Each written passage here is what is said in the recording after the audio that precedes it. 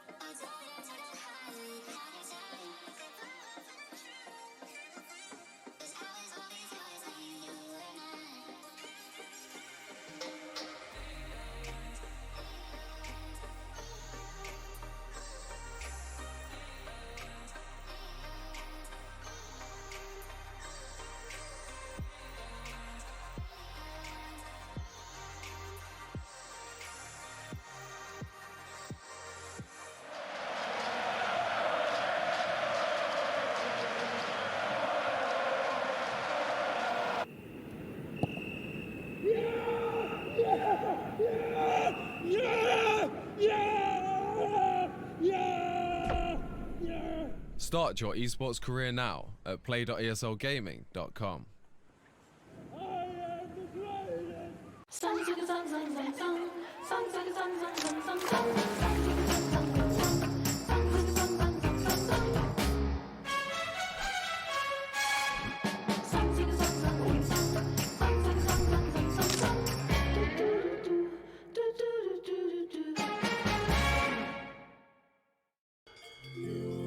Wir arbeiten schon viel. Und das darf auch sein. Es gehört halt auch dazu. Aber die Technik schafft heute auch viel. Immer mehr sogar. Die Luftfeuchtigkeit passt. Die Stauatmosphäre stimmt. Und wenn die Technik immer mehr schafft, könnten wir ja zwischendurch ein Kehr weniger krampfen. Oder etwa nicht.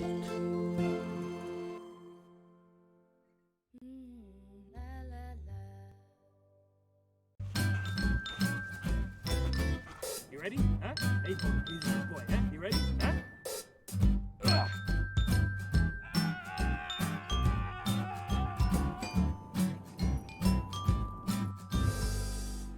Start your esports career now at play.eslgaming.com.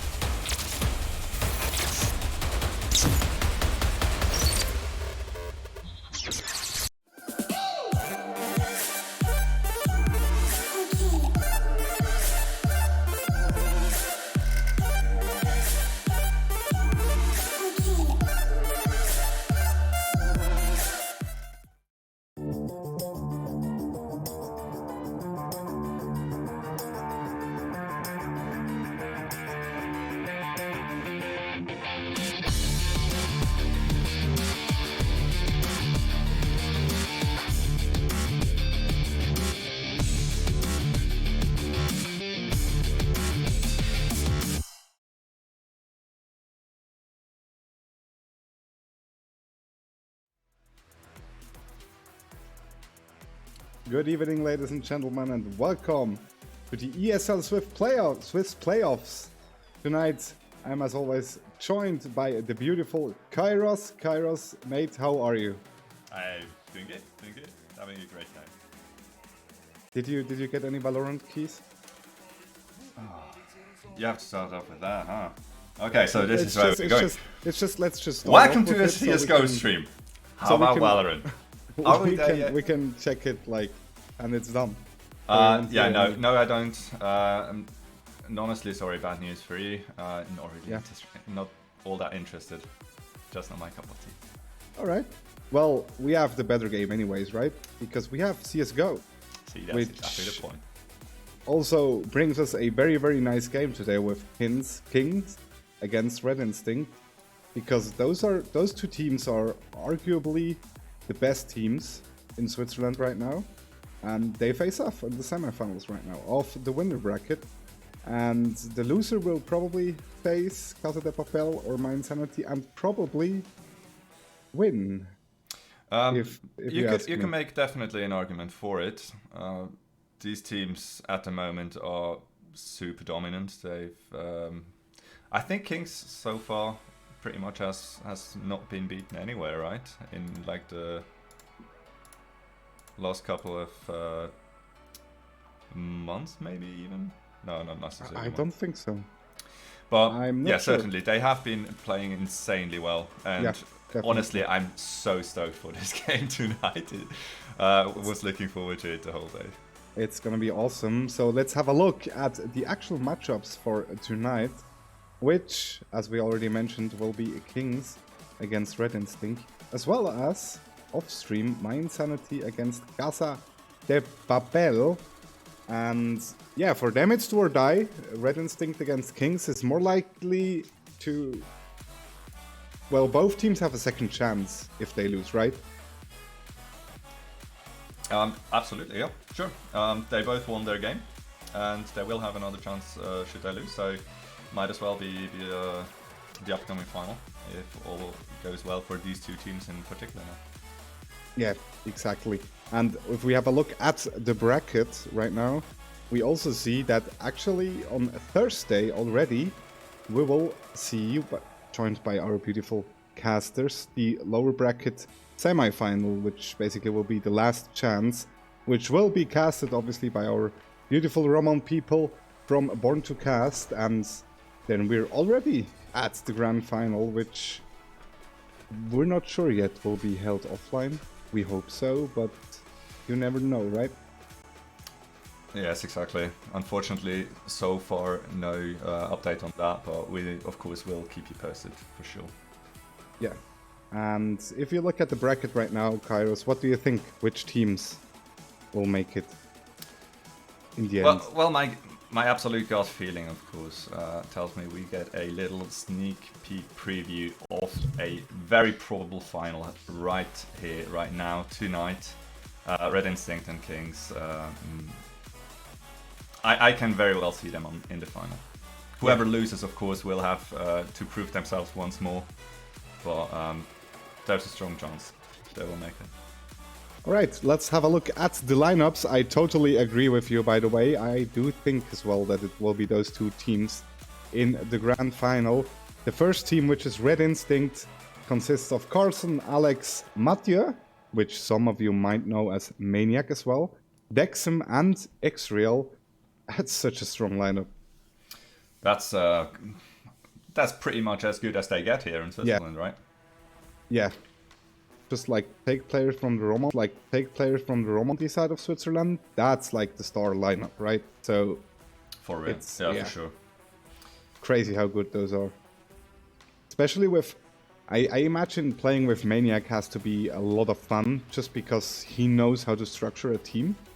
He knows how to call for a team. He can read opponents so well. And I guess like with him in the team, it just makes so much easier for your general gameplay, so you can actually just focus on yourself, and you know there's someone on your back that just coordinates the rest for you. For sure, absolutely. And of course, I wouldn't know. I've never played with him competitively. But then again, what I can say is that he's such a chill and cool dude that however it works out in game, you will have one super cool person on the team constantly. So definitely must be a good feeling. Yeah. And let's have a look at the second team tonight, which of course isn't much worse, if even, which is Kings with Set, Nikista, Risk, I Am San, and Tyonix. And especially Risk, I'm looking very forward to seeing him play again, because he's been an absolute monster during the last few games. For sure, but quite frankly, that goes for, well, basically the whole team, right? They have shown such a good team coherence and well-prepared maps so far. Rins definitely, they're up for a challenge tonight, if you ask me. Who's the favorite, if you had to pick one? Now, see, this is actually a very tough one. I don't really feel comfortable calling any one of those two teams a clear favorite, but since I think that Kings might still, in the popular eye, be a little bit of the underdog still, simply because of maybe the heavy names on the Rins lineup, and of course as well the very history of the team of Red Instinct. I kind of feel like Kings should get my support here. Alright, I'm fully going with Red Instinct, just because I like Dexum so much. Sure. So I'm a Red Instinct fan tonight. We can battle that out. So yeah, we also have an information that just quickly came in. Carson won't be playing tonight. It will be Fearov playing for Red Instinct instead, which arguably is even the stronger player than Carson, if you like take just the personal skill level, I believe. I don't know too much about him, in all honesty. He's a French player that came in last season already, and he actually just crushed the whole league. So he's insane as a player. Pretty sure he could make tier 2, tier 3 even. Okay.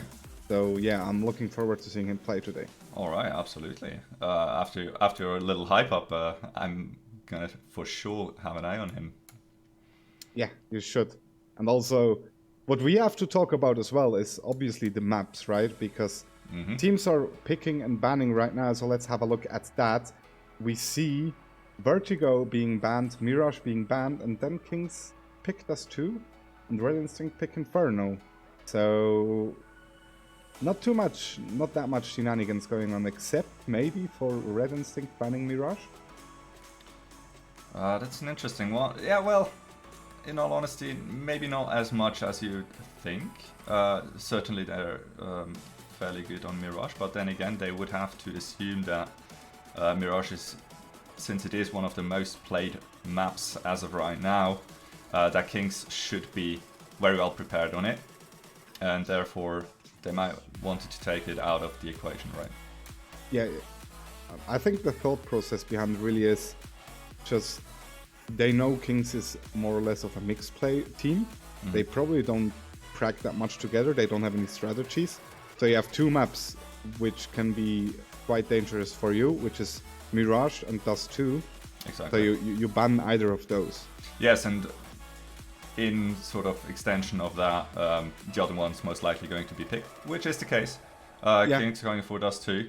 And that leaves us with a very contrasting first two maps, of course. Once again, we got Dust 2, a very aim-heavy, puggy kind of map, where Kings certainly see their big chance to take the first map in their favor. While Red Instinct, probably a well-proven pick for them in Inferno, super structured, super technical, and somewhat difficult to pull off if you're not really in tune with your teammates. So I would say chances are Red Instinct is going to win on Inferno. Dust 2, on the other hand, much more open to debate, I think. Yeah, I agree totally. It kind of depends how Red Instinct approach Dust 2, I think. If you let Kings take their positions and let them roam and stuff like that, if you kind of go into that map with a kind of puggy feeling, it's gonna be so hard to actually play against a team like Kings. Yeah, let's go further actually. Train banned, nuke banned, kind of sad. Then we have Overpass as the decider, which might very well actually come into play today. I definitely hope so, because, well, you probably know, but it is one of my favorite maps, actually. Not only to play, but to cast as well. I think it's a super interesting, very momentum-driven map. And I would love to see these two teams battling it out on Overpass for the decider. That is pretty much as good as it is going to get for me.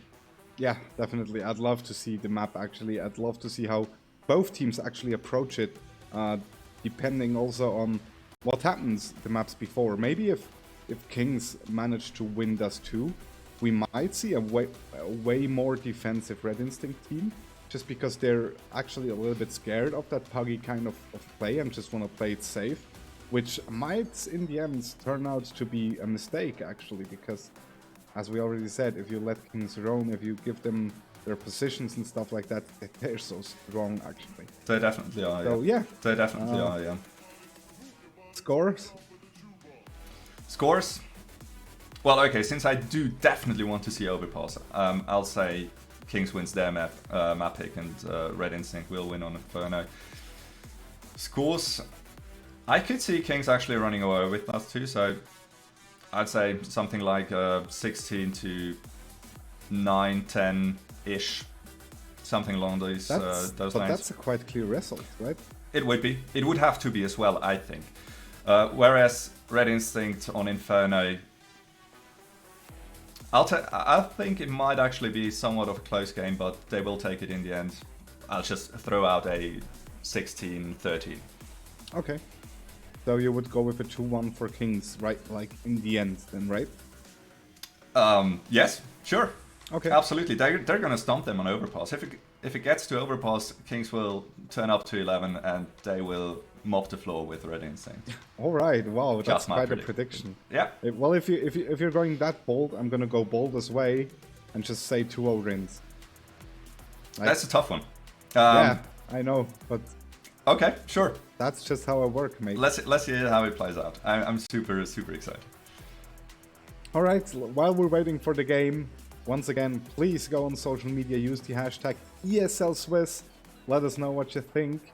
And while we're waiting for the players, also check out our sponsors, Omen by HB, Samsung, and of course the big name behind everything, Swisscom, which basically allows us to sit at home tonight, post some CSGO, and watch an awesome match. Indeed. And yeah, I'm not sure if the players are ready already, or if they're still having some issues. Well, I guess if they were ready, we would start right into the game, but since that's most likely not the case, I guess we'll have to wait for them. Alright. Probably not too long. Everything seems to be going fairly smooth today, so not much of a delay coming up. Wait. So I have a challenge for you actually. Oh sure, love to kind of challenges. go over this time. It's a CSGO challenge. Okay, cool.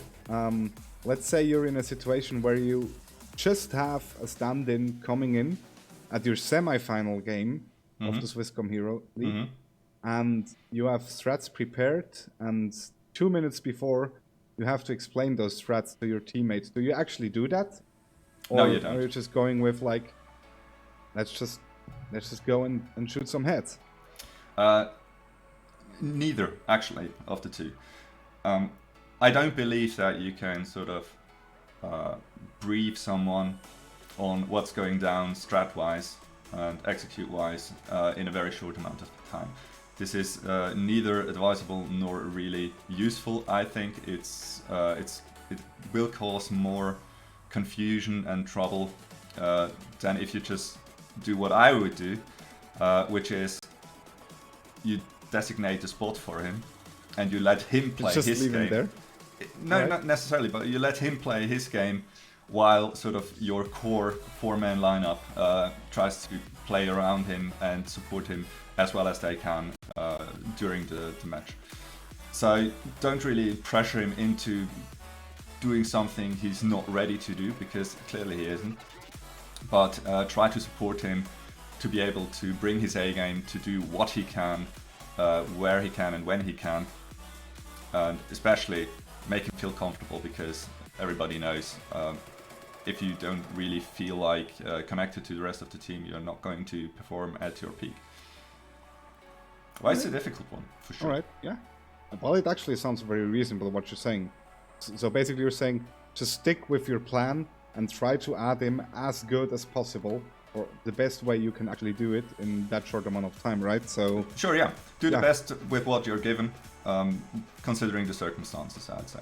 yeah, I totally agree actually with that. Might be a little bit Also- of a boring answer, but there we go. Well, it was a challenge. You kind of solved it, so Yeah. I Yay me. totally agree with that. So yeah, also all the people in the chat, welcome to tonight's game. I'm so happy to have you here. I'm sure Kairos is happy as well. I am. Let us know what you think of this match, if Red Instinct's gonna take it, or if Things is actually going to do it. Tell us which teams you want to see in the final. We're pretty one-sided right now because we want to see that game in the final again, just because we think those are the best two teams right now in Switzerland. And yeah, Well, I guess maybe this will actually change after tonight's game, right? maybe, yeah. Let's We just- haven't seen. I don't think we've seen Casa de Papel in this season yet, or at least we haven't casted it. I haven't. No. Well, certainly we didn't. I'm not quite sure, but I don't think so. Which is a little bit of a shame, to be honest, because I would really love to see these guys play. Yeah, same here. I believe they're kind of puggy as well. But even if you have puggy teams, some of them at least think something in terms of the piston round. And you sometimes have some awesome piston rounds. Or if not, if both teams are actually puggy, it can turn out to be a very, very fast and aggressive game, which is obviously nice to see. Even though I kind of like those slow games, that very tactical approach to the game as well. So, yeah, I don't think we have that much tactical approaches in Switzerland when it comes to playing CSGO, but who knows? Well, we've seen a good team this weekend. yes, some I was just awesome about to tactical say. I was strategies, just about so- to say. I was not too long ago actually quite surprised by what I've seen. But then again, I mean, who knows? Maybe we're on the brink of a revolution in Swiss Counter-Strike. Oh, I'd love to see one. Just to see like teams coming up that actually take the game maybe a little bit more serious and just do their homework as well. So yeah, It is definitely about time, right?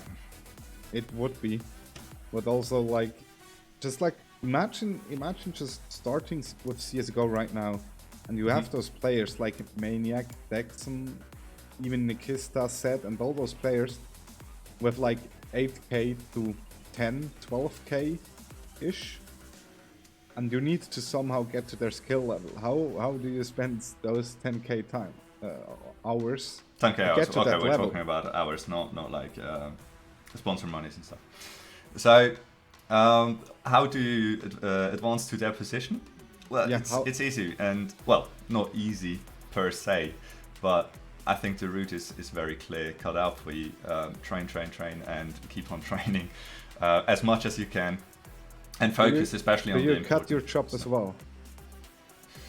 Well, Do you that just go like YOLO? see, that depends very much on where your CS career will take you and can take you, right? I think at some point, if you're successful enough, you might be able to make that decision. But if you get to the point where this is actually going to be a reasonable opportunity, then you've pretty much made it already. Yeah, I agree with that. And I also think there are quite a few players in Switzerland that could make it, looking at their skill level right now. If they were to just like put in that little bit extra, like 10% more, I think they might actually go into like a tier 2, tier 3 level, just like someone like Rigon did with Team Secret right now, which is awesome to see. Yep. And even people like Mali and all those people playing with like tier 3 German teams, I just think like they're so close.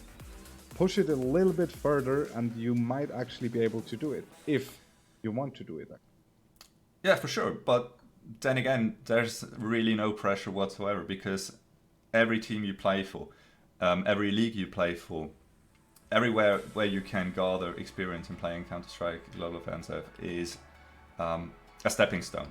It is a step on a ladder to new heights, new greatness, and you have to move through it. And if you can't go through it and get stuck somewhere, then maybe that's just tough luck and you have to deal with it. And since you need to constantly be evolving, it will be a constant challenge to progress, right? Which is obviously the same with any field of experience, really, where you're trying to make it and get better at something. But the main thing, I think, is still you need to have the composure and the focus and the will to keep trying, to keep moving, and to keep improving as well. Yeah, and it can be so frustrating at times where you're like, you feel like you're not progressing because you kind of are stuck at a certain point. Maybe there's just a mental stuck, or it's just slower progressing and you're just waiting for just that next step to come in. So you just gotta focus on it actually and just go for it and just basically just do it, right? So yeah. Yes. We do But have... I wouldn't really know about that, you know, since I got stuck at a level, so I decided to become a caster. Great Did you? success. I actually think you stopped right at your pre-peak. Yeah, see, I took the easy way out though. Yeah, but you should maybe you should try it again. No, dude, that ship has sailed a long time ago. Someone no, from definitely Swisscom not. is Absolutely. watching. Call off that man and get him back into the player stage. Don't do this to yourself. Don't listen to him. All right. But I do appreciate the effort. Thank you very much. Nice. So yeah, we still do have some observer problems. So I have another challenge for you, Sure. which shoot. is actually a harder one and maybe a funnier one. Okay. So we have the Krieg right now, right? Yeah, that's going to be a hard one. Yeah, it is. So, in your opinion, you need to make everything balanced again without changing the Krieg. Okay, now you see, here's the thing. What is your definition of balance? Because for ages now, the M4 and the AK have been like the main rifles for the Ts and the CTs respectively. Now, Valve tried to push the scoped weapons, the AUG, and later on the SG as well, because, well, they tried it with the AUG and it just seemed as the Krieg just wasn't on the level of the AUG, so the AUG was played a majority of times, whereas the T weapon sort of was disregarded. Now, they made some changes and it switched around, and somehow they didn't really keep on doing anything, and we got stuck in a weird situation where the Krieg is just absolutely crushing everyone on the CT side, and CTs are running around every end of the round trying to gather that weapon that gives you so many more possibilities, positioning wise, playstyle wise. Let's get to the point. Just go back. I want to see the AK again. I love the AK. The AK was great. Also, I feel like the scoped weapons are used not necessarily how they were intended to be used. I do appreciate the thought of being sort of able to have a gun in the game that allows you to play differently than with the main guns, speaking AK and M4. But it's just overused as of right now, in my opinion, and it gives you too many freedoms to sort of exploit the power that it wields. So I just feel like they need to find the next step. It's super cool we see it. I just don't want to see it all the time, everywhere. So, you just... Would you change the Krieg itself a little bit? Maybe like put the fire rate down a little bit, because that's like one thing everyone is discussing right now, and everyone's saying I think the Krieg would be fine if you put down the fire rate a little bit, which then also means it would be less strong in closed combat, but still pretty strong in actually long range combat. It certainly is an approach that I could get behind. The tapping sort of playstyle with the Krieg is immense, and I think that should be the focus point of it if we want to keep it relevant. But then again, I haven't really spent enough time really considering all the stats, all the fire rates, the damage outputs, the armor penetration, all the stuff that goes into it. Pricing as well, it's such a huge difference that it can make whether a rifle is actually being bought or totally. not. So, and on this note, the pricing, I think, is one of the coolest sort of changes that you actually can do to a rifle, or to any gun, strictly speaking, because you need to sort of decide where is your focus on. Is it utility? Is it a better rifle? Is it a circumstantial rifle that can provide you with possibilities that another one can't? And I think more decisions need to be taken into consideration if you want to go for a Krieg instead of just, well, it's strictly better than the AK as of right now, so just let's go for the Krieg anytime. They kind of changed the AUG back, so it's... Yeah, and I think they did actually a pretty good job, because if you play it in a long range situation, holding an angle on CT side, it's absolutely viable to still buy an AUG, totally. If you need to rotate later on in the round, chances are you could swap it for an M4 anyway, because if everything went as planned, you wouldn't have to rotate, right? I agree. So I think the goal should be sort of to find an even playing field between the AUG and the SG, sort of fighting against each other, and not necessarily the Krieg dominating the AK. Yeah. But that's just my 2 pence. maybe it's also a question of thinking about all the weapons as a whole right now, because if you look at CS:GO, MPs are unused as well if you have the money to actually buy rifles, right? Because rifles are as good, if not even better, in close combat compared to rifles, compared to MPs. So Yes. maybe it would also be a way to kind of reinvestigate. Maybe we want to just change the weapon system even more and go for something like, yeah, if you want the greatest all-around weapon, you go with the rifle. If you want to have something that's really strong in close combat, you go with an MP, and otherwise you go with a Krieg, an AWP, an AWP, or something like that. So maybe mix it up even more. That's a tough one, because I simply don't really see the SMGs competing with rifles in general. SMGs should be, and are, in my opinion, a possibility to actually pull something off with a gimmicky playstyle if you are not in the situation where you can afford rifles. If you can afford rifles, I think your main goal should be to wield a rifle. Okay. Yeah, So I to agree. speak, I agree. it should be, it sort of should be a equalizer of some sort, but not necessarily on an even playing ground. Then again, something you haven't considered at all are the shotguns. And I think, as of right now, the shotguns are actually super well implemented in the game. They're very cheap, and they have very limited use, but if you can position yourself correctly and use them to their, well, best advantage, they can absolutely shred.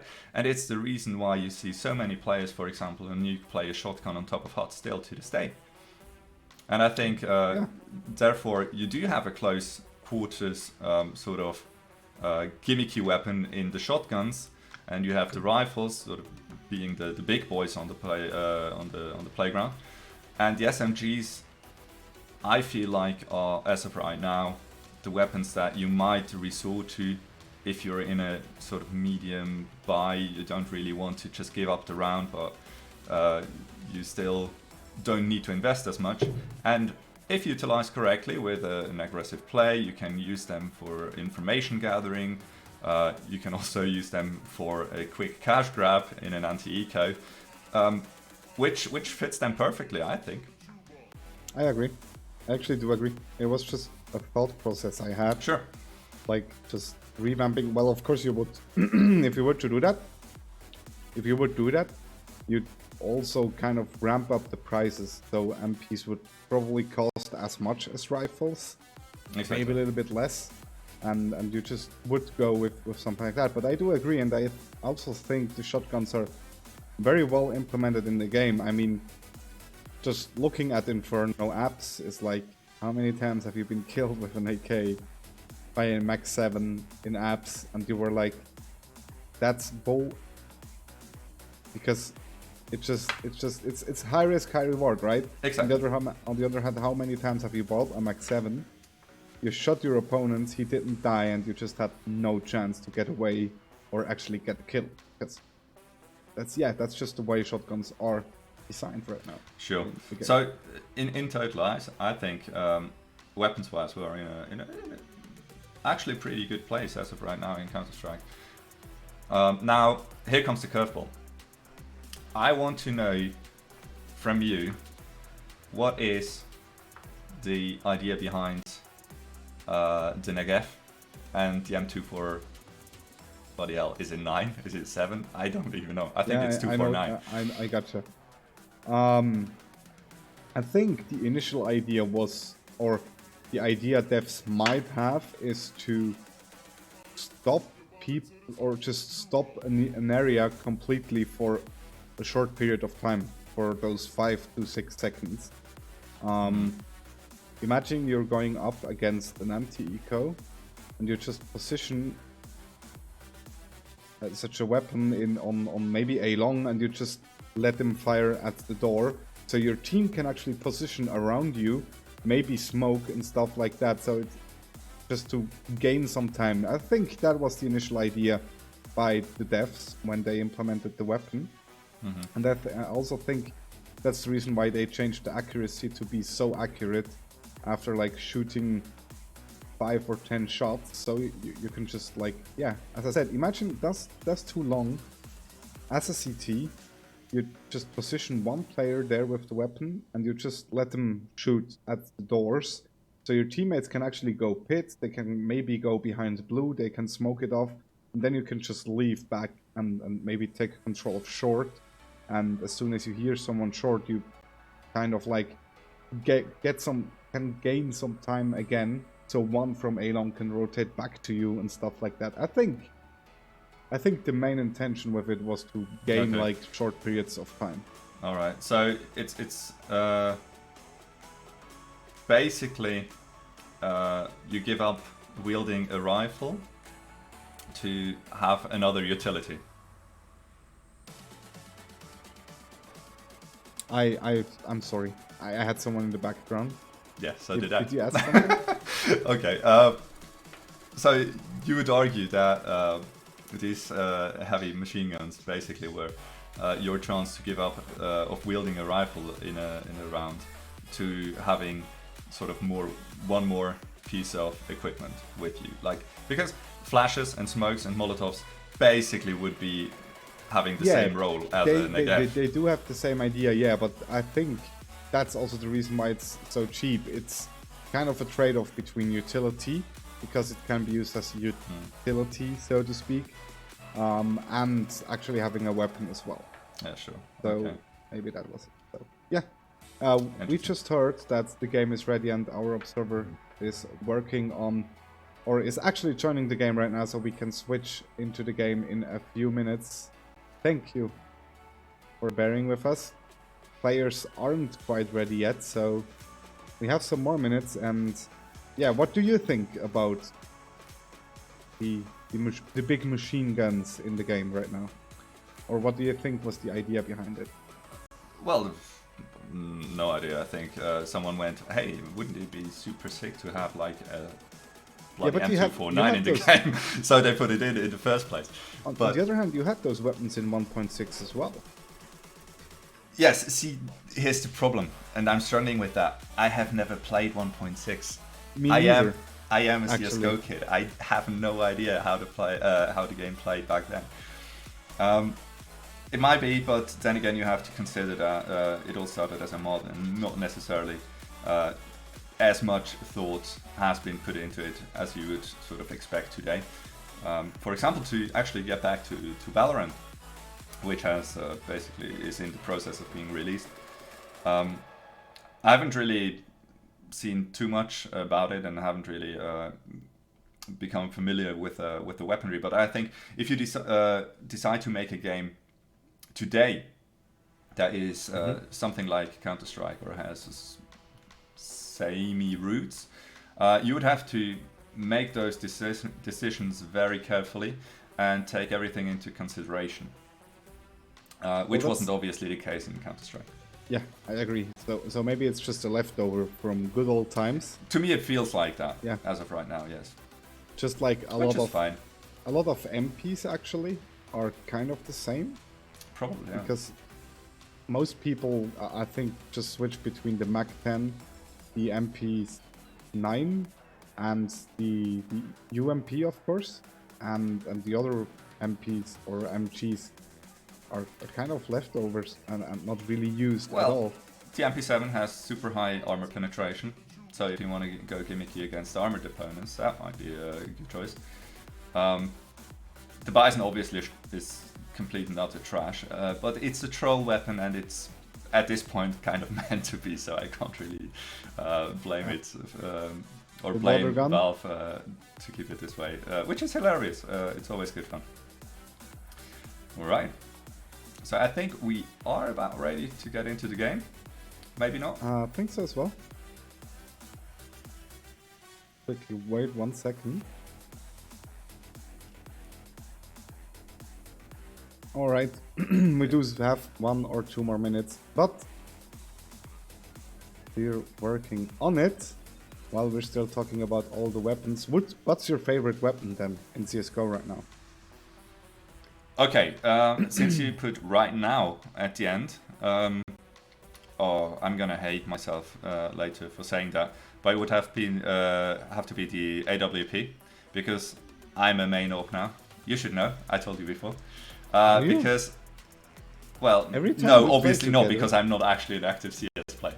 Okay, I see. But playing on my current level, in matchmaking and whatnot, playing the AWP just so often feels like playing the game on easy difficulty. So, yeah, definitely resorting to that at this point.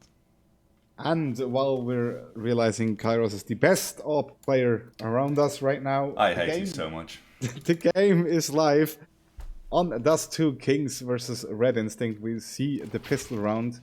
And Kings on the CT side, meanwhile, we see some trade-offs on A-Long already. Alex gets 2 kills, now able to smoke off CT with his smoke. Teammate is here as well. We see a lot of CT players, actually three CT players rotating in from behind, so this could be a slaughter. Could it? I don't think it will, because they're just giving up the bomb site for free. And everyone has been spotted, the Ts have brilliant positioning. They should definitely be able to take care of these CTs. Only one of them remaining, it's said. Interestingly enough, he does have a kid, so there was a chance for a brief moment. Not going to happen though, X-Rail will take him. And Red Instinct starting off strong here, able to decide the first round for themselves. Strong push there on the A-Long side, like right in the beginning. Getting 2 kills with Alex and then just pushing the side. There was also 1 player short, so I wonder if he actually heard the other Kings players just rotating in through A-Long actually. And the people were already ready, because we saw Dexon in behind that car position and getting 2 kills actually. So yeah, very well played round by Red Instinct. Absolutely. And now the Deagles. Love to see them, especially like considering there are 2 scouts on the field as well. Scouts are so damn dangerous. Yeah, they are. Especially if you have a lot of Deagles in your team as well. If you tag a player, he's just 1 or even 2 Deagle shots away from getting killed. Yeah, usually So, only 1. Yeah, they can be very, very dangerous. But we actually see Red Instinct not having that much problems with it. They already got 3 kills, just basically waiting for Kings to push in. And I don't think Kings will be able to do anything against that A push right now. Which is fine. You don't really expect too much out of a round like this, especially if your scouts can't really connect to the head. A lot of damage done though.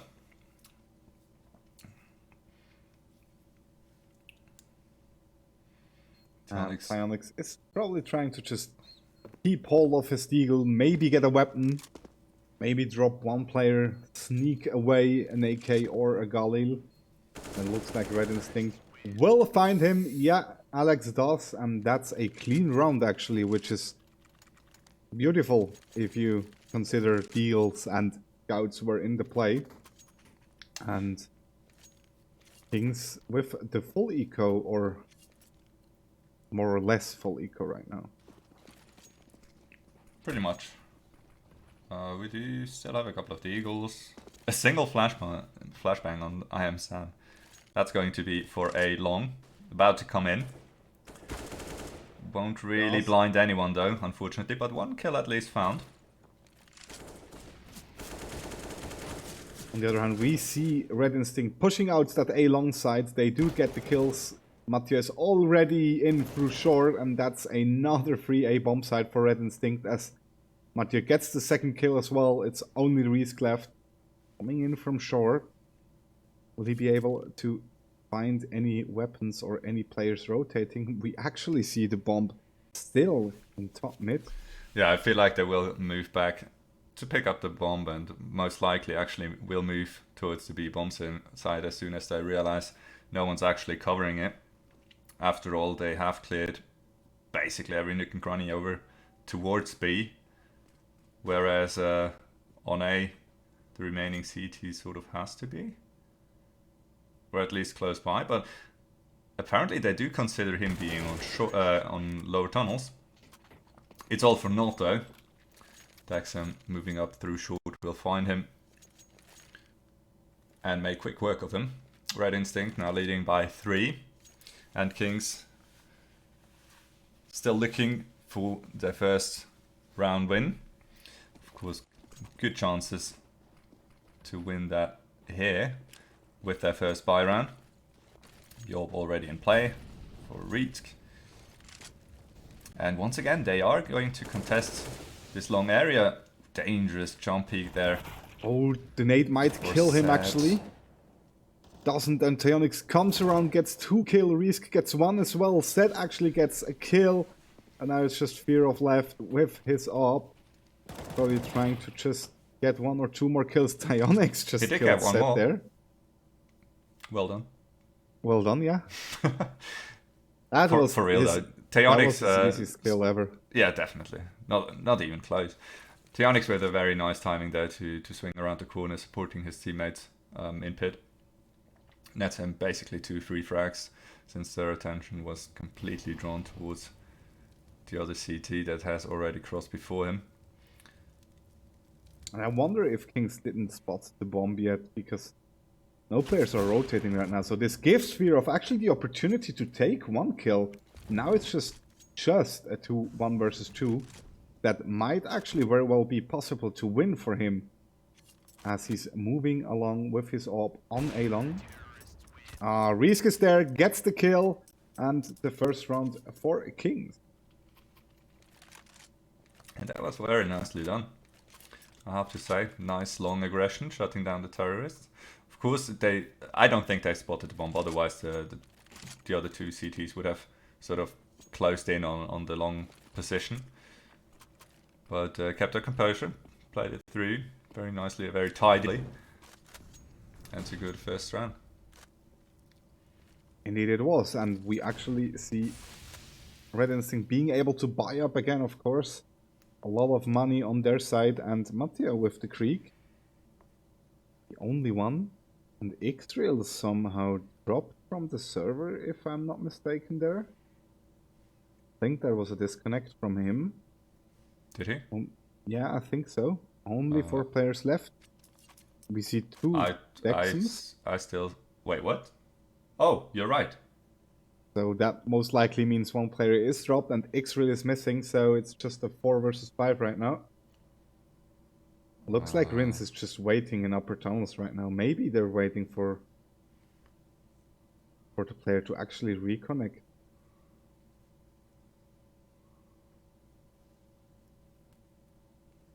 Oh yeah, okay, now we see actually on the minimap we do have 1 player dead.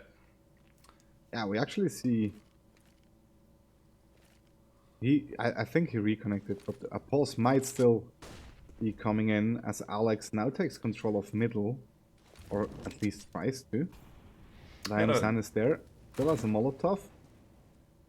The problem is, it looks like they weren't actually sure what was about to go down because of that disconnect, and that leaves them with a very uncomfortable amount of time, really. Only a couple of seconds left now, and they need to push onto the B bomb side, and kind of forced very late to take action, and this can't really end too well for them, as it won't. And Kings net themselves the second round, and apparently the match is only shortly going to be paused. Hopefully shortly. Short technical break, I suppose, just because 1 player did actually disconnect.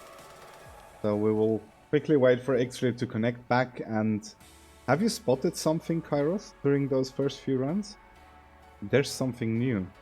Oh my goodness, you're putting me on the spot. Yeah, I actually managed. We have a new HUD, and it's beautiful. You see the maps in the top right corner. You see how many players are alive in the top right corner. It looks beautiful, so make sure to check it out. Dang. Huge props for our team behind that, so. No kidding. Shout out to them. Great job. Yeah, I was actually so invested in the gameplay, I wasn't even paying any attention on it. Yeah, talking about the gameplay, what have we seen so far? Like, we've seen Red Instinct win the pistol round. After that, the follow-up round, which is a must-have. Third round again. And now the 2 rounds, they just lost, and it wasn't that close, actually. No, of course, the second round for Kings was a bit of a gimme. Wasn't really contested all that heavily. But I think the first buy round from Kings actually was played out fairly neatly and well deserved to win though. Now, of course, they need to keep that momentum rolling. Red Instinct, they are forced down to an eco due to that unfortunate round loss just now, and they will decide to move up short. Still have some utility to play with right now. 1 smoke, 1 Molotov, a lot of flashbangs. So maybe something like a CT drop coming in. Good chance, yeah. And as of right now, the timing wouldn't be absolutely terrible. We do have 1 player sitting in CT, but only 1 currently holding down the A bomb site. Teammate on long is still quite far out. And the terrorists, of course, playing to their advantage in numbers. Try to stick close together, but they are about to be forced needing to execute it through a smoke, which can be super uncomfortable, but it has a gap, so they should be still keeping their vision as the push is coming on into the side. Tyonix, with it all to do, finds 2 quick frags, assisted by I Am Sound's flashbang. Actually managed to pull it back together. Insane deagle shots, yeah. Oh, and Maniac again had a good chance actually to sort of seal the round there with the frag on the rotating CT through middle. Not going to connect his shot though. Now he does, or Xreal does. Gets 1, doesn't get the second one, but he is known and he's just 5 HP left. Now it's just Dexum versus Reesk, and Reesk somehow managed to flick around and kill him. What a round. Casually expecting his weapon, okay.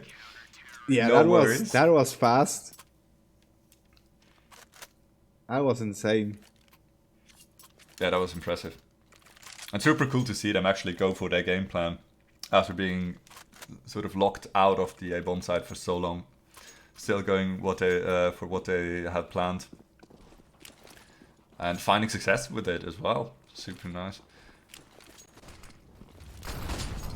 Either though, it was a good round for Red Instinct. They did manage to plant the bomb, find some kills. And again, that A-long push is coming in, and it doesn't seem to work out as 3 players have already died for Red Instinct. Things slowly gaining the advantage in this game. Hero managed to catch 1 off guard. 2 versus 3. Xreal gets 1 as well, and now it's a 2 versus 2. Xreal might find a second one, he does. And all of a sudden, it's just I Am Sam left. I Am Sam must feel so gutted right now. It looked so good just a second ago. And Xreal cleans house on the A-bomb site. But I Am Sam re-aggresses and at least finds 1 frag. But I guess player of the round, Xreal, closes it out for Red Instinct. And in turn puts down Kings on a save themselves. Nice round there. Nice comeback as well from Red Instinct after being down 3-man. As the players just pulling it up and bringing it back. We see again Mathieu flashing that A-long sign. 1 player is trying to gain some sort of control. Meanwhile, his teammates are around the B-bomb spot. Lower tunnels right now. Interesting to see that Kings actually play a somewhat default setup with only pistols still. I think they're comfortable in their aim, in their ability to also win rounds off of pistols, even against a team like Red Instinct. Currently so, which is actually in general a very good sign. Then again, you have to take into consideration that it doesn't really pan out as of right now. 2 A players have been lost, and the terrorists, because of it, will aggress onto that bomb site, which they will find completely vacant and not inhabited by any CTs as of right now at all. So easy bomb plant coming in, and that should be the round in any case. Yeah, I think that should be it. Don't see any chance for Kings to win this round. think the goal now is to maybe drop 1 or 2 weapons. But we see Israel actually just lurking in that top mid position. Didn't find any players as 2 Kings players are on the B bomb side, just 1 at middle door. He might be able to find him any second. Actually turns around and goes lower tunnels. Yeah, still no contact has been made so far after the bomb plant. Sweet round from Red Instinct. Cool, played down very cool, and Zerov actually gaining a lot of information in the mid-round phase on that A long side, so his teammate could rotate, so nicely done. And actually another eco coming in for Kings. Yeah, which I kind of expected after they having saved 2 Deagles, 1 player with armor. So they might try to build on that and at least have a little bit bigger chance to win this round. Even a kit bought by Nikista, which is pretty cool. That's the optimism I like. Maybe he's going for that ninja diffuse? Yeah, he's missing the smoke though, right? Yeah, he You does. need to have a smoke for a ninja, for a proper ninja diffuse. A proper one, yeah, but maybe just go for a sneaky diffuse then, where the other players are already going for those exit frags. You see Red Instinct right now cleaning up B, no problems so far. Matthias already in middle, trying to farm 1 or 2 more kills, actually gets killed by Sam. Now able to get a second one. And an AK as well. It's 1 more, and now it's just out. But no real chance. For Sam. Oh, he's feeling himself. Actually defused that bomb, yeah. Nicely done there. That was so expensive for Red Instinct right there. And I am sound. Of course, you go for it after winning those 3 duels, right? Yeah, totally. Also, like, it has been so important for Kings actually to get those kills, because right now we see it at the money of Red Instinct. There's not that much money left, actually. If they lose this round, they might actually be forced to go into another eco round. Fast push onto the B-bomb side though. Coming in, 5 terrorists storming the site. First frag goes to Nikista, but the trades are coming in super quickly and the bomb side has been taken over. Bomb's about to get planted behind double stack.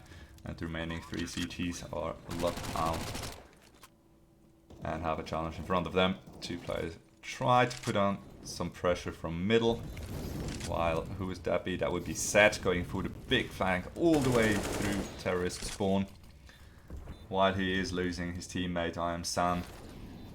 And finding themselves in a 2v4, there's absolutely no point in trying to go for that retake on the B-bomb side. Notoriously difficult to retake, of course, as we all know. Or at least if you do follow CS, to some extent you should know it. Yeah, and I like the plan by Kings there, just taking exit frags, trying to save those weapons. And not really let Red Instinct stack up any money right now. Because we see... And of course also being considerate of their own money situation, right? Having 2 rifles, will they actually buy into it in the following rounds? So. Probably not, no. They're just going to equalize their bankroll at this point, making sure everyone's somewhere around that 2k mark, so they will have a comfortable buy going into the next round, and see what Ionix and Zed actually can pull off with the 2 rifles that they salvaged from the last round. And the game is progressing pretty fast, actually. We already see 7-3 for Red Instinct. I do feel like Kings, after that round, the next spy rounds, maybe switch up something, because you do need some rounds on that CT side, even though the map is pretty balanced on both sides. Yes, I'm not entirely sure I like the default positions that Kings are holding early on in the round as well. I feel like some little movement is going on. Oh, but that was beautiful from Zed. Only gets 1 though. Xreal is able to quickly do the refrag, and now we see Xreal and Oh, Alex. that's massive. Yeah. Xreal actually gets taken down just before he can turn around to corner and meet his teammate to go towards A long. Alex are in a fairly problematic situation.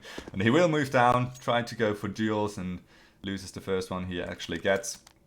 And that's a very nice fourth round here for Kings. They are keeping up. They're keeping up and trying to keep relevant in this game. Yeah, definitely. Also nice to see them winning actually a round with only 2 real weapons, so to speak.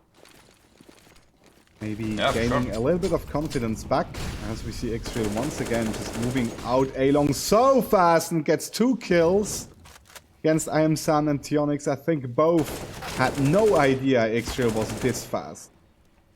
Yeah, that's a bit strange. They had super good success actually contesting those fast A-long takes. I wonder whether they actually misread the situation, but Zed just mobs the floor with the terrorists moving through middle, and Reedsk now the chance to win round number 5. It will be Zed coming down short with an AWP. That was a nice shot down there in middle. That was insane from Zed there, getting the triple kill with the M4. Bringing his team back into the round and also back into the game, because Red Instinct now is on an eco round, so that might mean bringing the game back from 7-3 to a 7-6. Which looks very, very competitive indeed, as it is, as of right now. The terrorists, quick B split, going through middle, and once again a CT completely caught unaware. Luckily though, able to put down a Molotov just in time to make sure they can't go through with their plan. Keeping them now bunched up together in middle. Extremities of the maps not really contested as of right now. The fights are going down in middle. We still are going to see that B split. Now, player coming from tunnels. Will he find the frag on the kicks? And no, he actually can hold the fort. Will find the frag. And 2 remaining terrorists now. With beautiful the bomb lying there on B side though. Gonna be hard to recover. But Nikista is currently alone on that side, so if Dex manages to get a kill, actually his teammate in middle could get some kills as well from behind. Fearov gets 1. And now it's just Zed left, but Zed already pushed in towards the B-bomb side. Tags him up a little bit, but Fearov comes in from behind and gets the round for Red Instinct, and that was just beautifully from Dexum there, getting a big scout headshot through the doors and then getting another kill with the P250. And Fearov just doing his things and coming in from behind. Yeah, looked like a short moment of losing focus there for Kings. They certainly had that round locked down. Well, they were caught slipping, and Red Instinct, of course, a team that is going to profit from a mistake like that. Push on the B-bomb side, not necessarily going in their favor as of right now. They will be taken down to a 2v2. Still with the CT in possession of the bomb side itself, but of course, in a 2v2 you do have, in general, I would say, a favorable situation for the Ts. After all, they can dictate the pace and where they want to go. Sticking together, as of right now, are Maniac and Fearoth, or Mathieu, I should call him right now. Good swing there on the CT player, finding Set. Leaving I Am Sun. Try and find the duel on the long player, as he will. Nice shot on Maniac there. Now with just 1 player left, this is actually very doable. He does have a defuse kit as well, as we can see it blinking up there.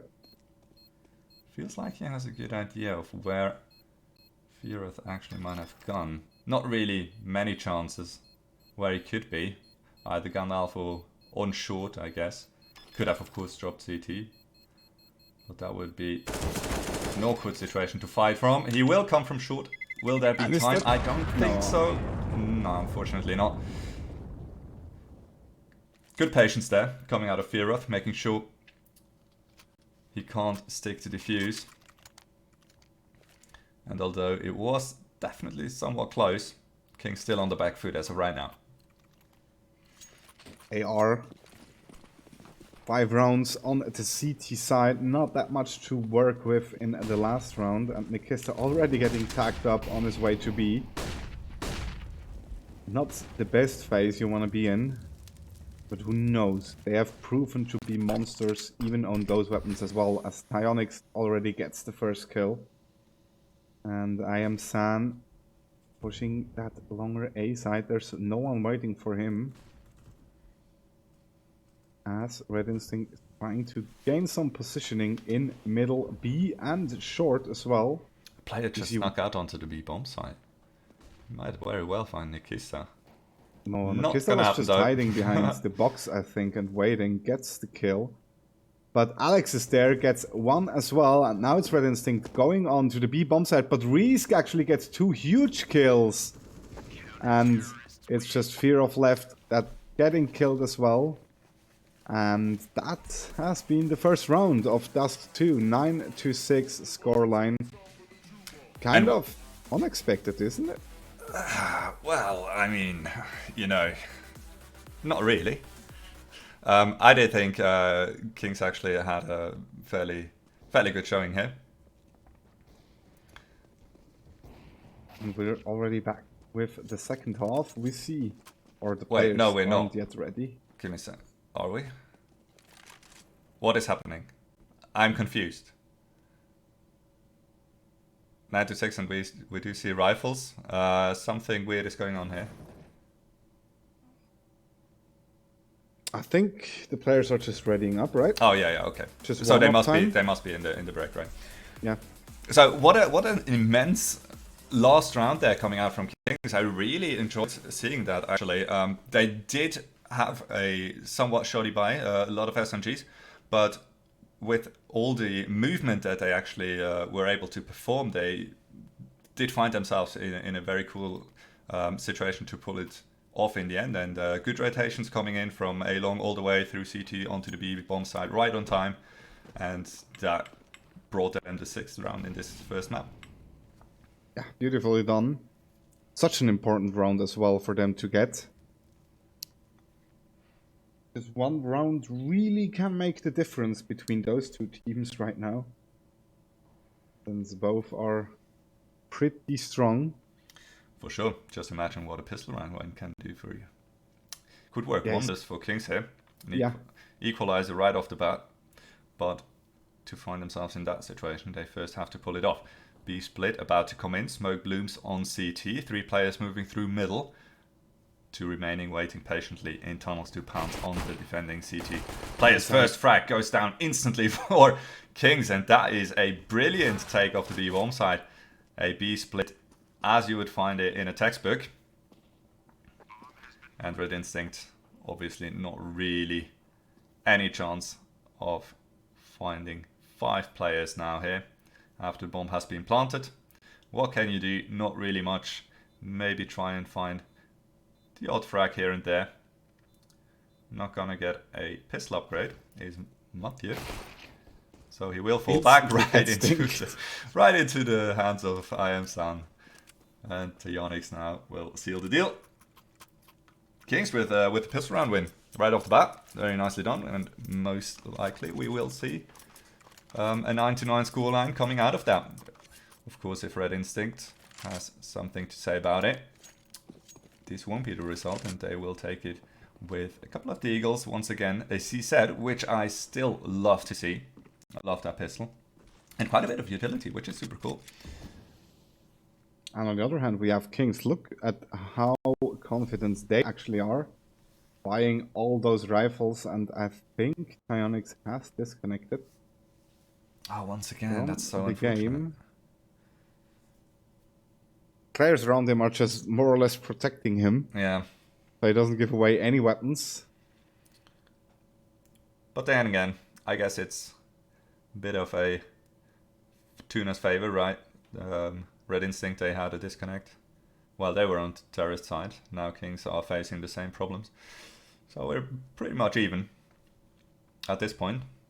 Now the question is, will Kings actually go for an execute earlier than Red Instinct did when they found themselves in the same situation? Because Red Instinct, of course, they left themselves only 20 seconds finally to push onto a bomb site. While Kings actually might find the perfect timing to hit that A bomb site.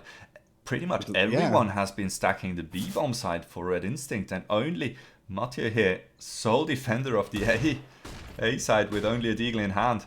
Smoke has been put down on the cross, and he will be flooded by terrorists here.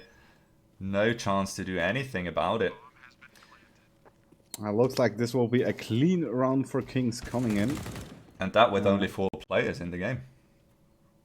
Yeah, I am already getting his 3rd kill. Now it's just Dexon left, hiding in CT right now. Of course, Red Instinct, they had to go for a gamble stack at some point, only having pistols and whatnot. But still, being a man down, never easy situation, even if you're facing only pistols. Could go south very, very quickly. Son finally decides to round with his secondary weapon, the Glock. And unexpected timeout being called here. I think it was Tyonix, right, who timed out. I think so as well, but he's already here again, I think. So we might get into the game, back into the game very, very quickly. So yeah, I sure hope so. Kings winning the first 2 rounds is not that unexpected. Beautiful pistol round, by the way, just that with that split B push and one player just waiting so long in B tunnels. Yep. And then backstabbing. And the second round was more or less just nicely played down, not taking any unusual risks. Keeping all their rifles actually, which might be very important for the coming rounds as well. So yeah, I'm looking forward to a very close game actually. Yeah, they're looking good to making it a competitive first map, which of course is exactly what I foretold you. Kings in the end will win this first map. Just wanted to remind you of that. But how they are? Huh? Are you still going with that? Sure, I am. Of course. I expected how do I say that? I expected you to expect Kings to do better on Dust 2, on the CT side especially. Come on, you can't put the pressure too much on them, right? Well, I'm putting the pressure on you, not on the teams. Well, I'm not under any pressure at all concerning the outcome of this game. I'm just throwing around predictions, which is my job. Yeah, that is true. Of course. And we are Red back. Instinct, of course, only on pistols. This should be basically a non-existent round. Kings already finding first frag for more to follow, most likely shortly. But we do see an interesting here 3-man gambit here in middle from the CTs, which is super cool to see. Always like people going for little gimmicky stacks when they're out of their luck, economy-wise. At your tax down, I am San by 20 HP, not that much to be concerned with for him. Yeah, good patience coming out from Kings as well. Yeah, just basically waiting. Fearov is still in lower tunnels. He could play a key role if Kings were to go to the B-bomb side, but it doesn't look like it. But since he hasn't had contact for so long now, they could very well stack 2 of their 4 players over the A-bomb side, which looks like they are doing as of right now, while Kings are trying to enter. A couple of people should have been spotted, not necessarily exactly be known how many actually crossed onto the A-bomb side. Downix, of course, still lurking in middle, finding 1, 2, 3 frags. How did he find the one behind the box? That was pretty cool. Yeah, I think he kills one player through the body of the other. And even finds the last with his last 3 bullets. 4k for him. And we're back even. 9-9 Red Instinct versus Kings. But now we see, for the first time in this half, Red Instinct buying up, getting those cheeky M4s and a lot of utility. AWP, of course, in the hands of Dexon. And he will, let's see, take it over to the B-bomb site. While Red Instinct, very much like Kings before them, are fighting for that A long control. Such an important piece of map here. That going for that box smoke, I suppose? I haven't seen that smoke. No, that was for CT actually. Oh, nicely done. Actually still finds 2 kills actually, which is huge. So that B-split might be hold off a little bit. Extra gets another one, and now it's just Nikista and Set left. but they do have fear of here. Yes, that had to book it onto the B bomb side to have any chance of winning this round still. Will be taken down though, and Nikista shortly follows afterwards. Perfect positioning by X-Real there on top of the boxes in CT spawn. The one position to counter that CT smoke. Will net him 2 frags and basically decides the round very early on. And Red Instinct back in the driver's seat here. And for the first time, I feel like we see Dexon with an AWP and X-Real again getting 2 very quick kills and just takes that A-long control without any doubt. And losing 2 players instantly so very much early on is definitely a tough handicap to deal with. Interested to seeing how Kings will react. For now they are somewhat static in middle. Of course not much information gathered by these 2 fallen comrades. Well, they probably could call us I'm flashed and then they both died. But they will take a gamble towards A. Try to go through short. Smokes are lined up and deployed.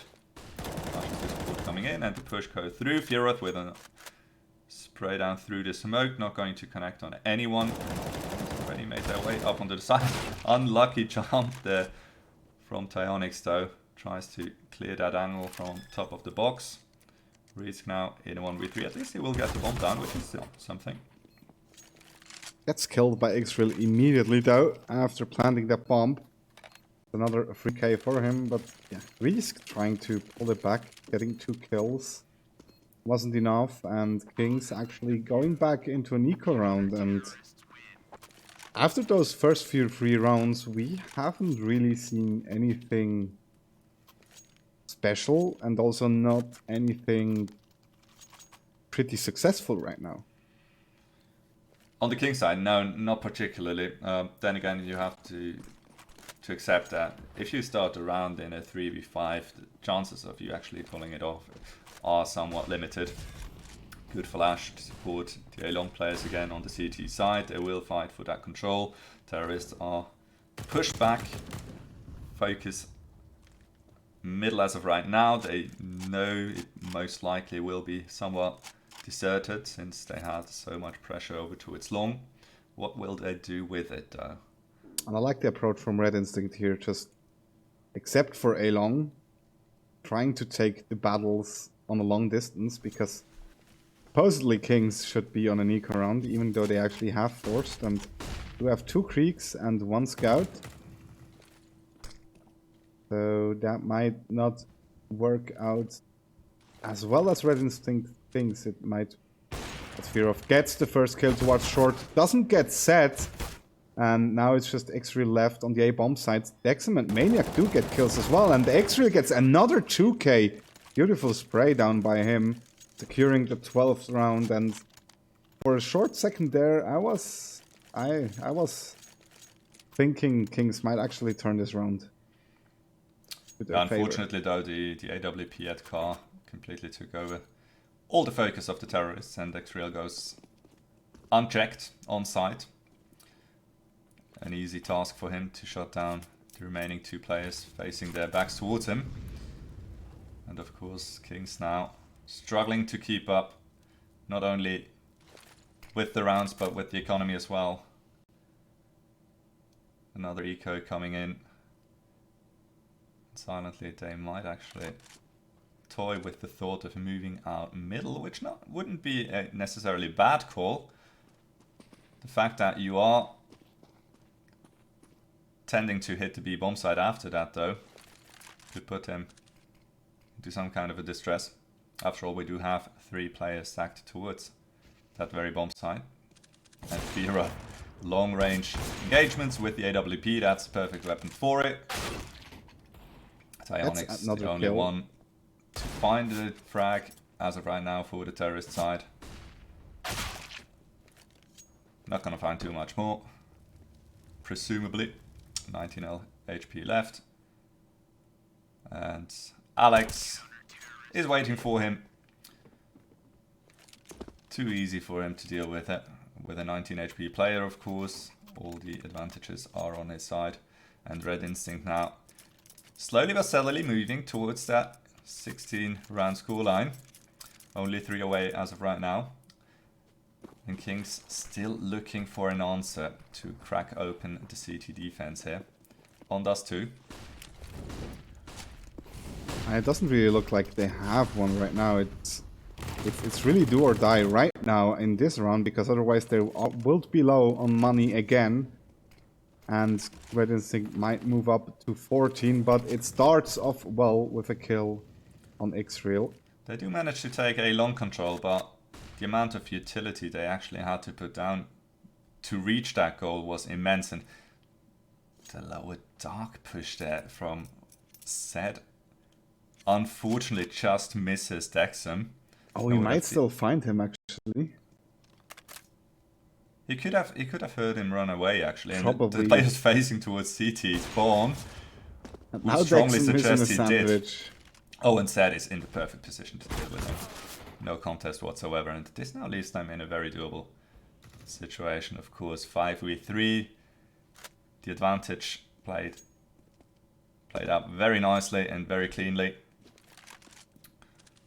A little bit of unfortunate timing, I would say, on the side of Red Instinct there with the tunnel push.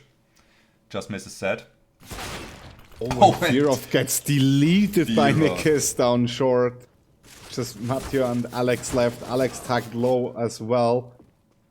Now it's just Mathieu. Might be thinking about saving that weapon. Yeah, really unfortunate timing there for Dexum to actually push through tunnels just seconds before Zed comes up. And then it's... Yeah, and you can do sort of understand why he did push towards T-spawn, right? We had such an immense pressure on A long. To assume that most of the terrorists would be over there is, I guess, fairly reasonable, but you need to keep in mind that there won't be all 5 terrorists on A long just like that. You will need to find that one lurker that can actually throw a spanner in your works if you're going for an instant big flank. And that one player basically decided to round 4 Kings.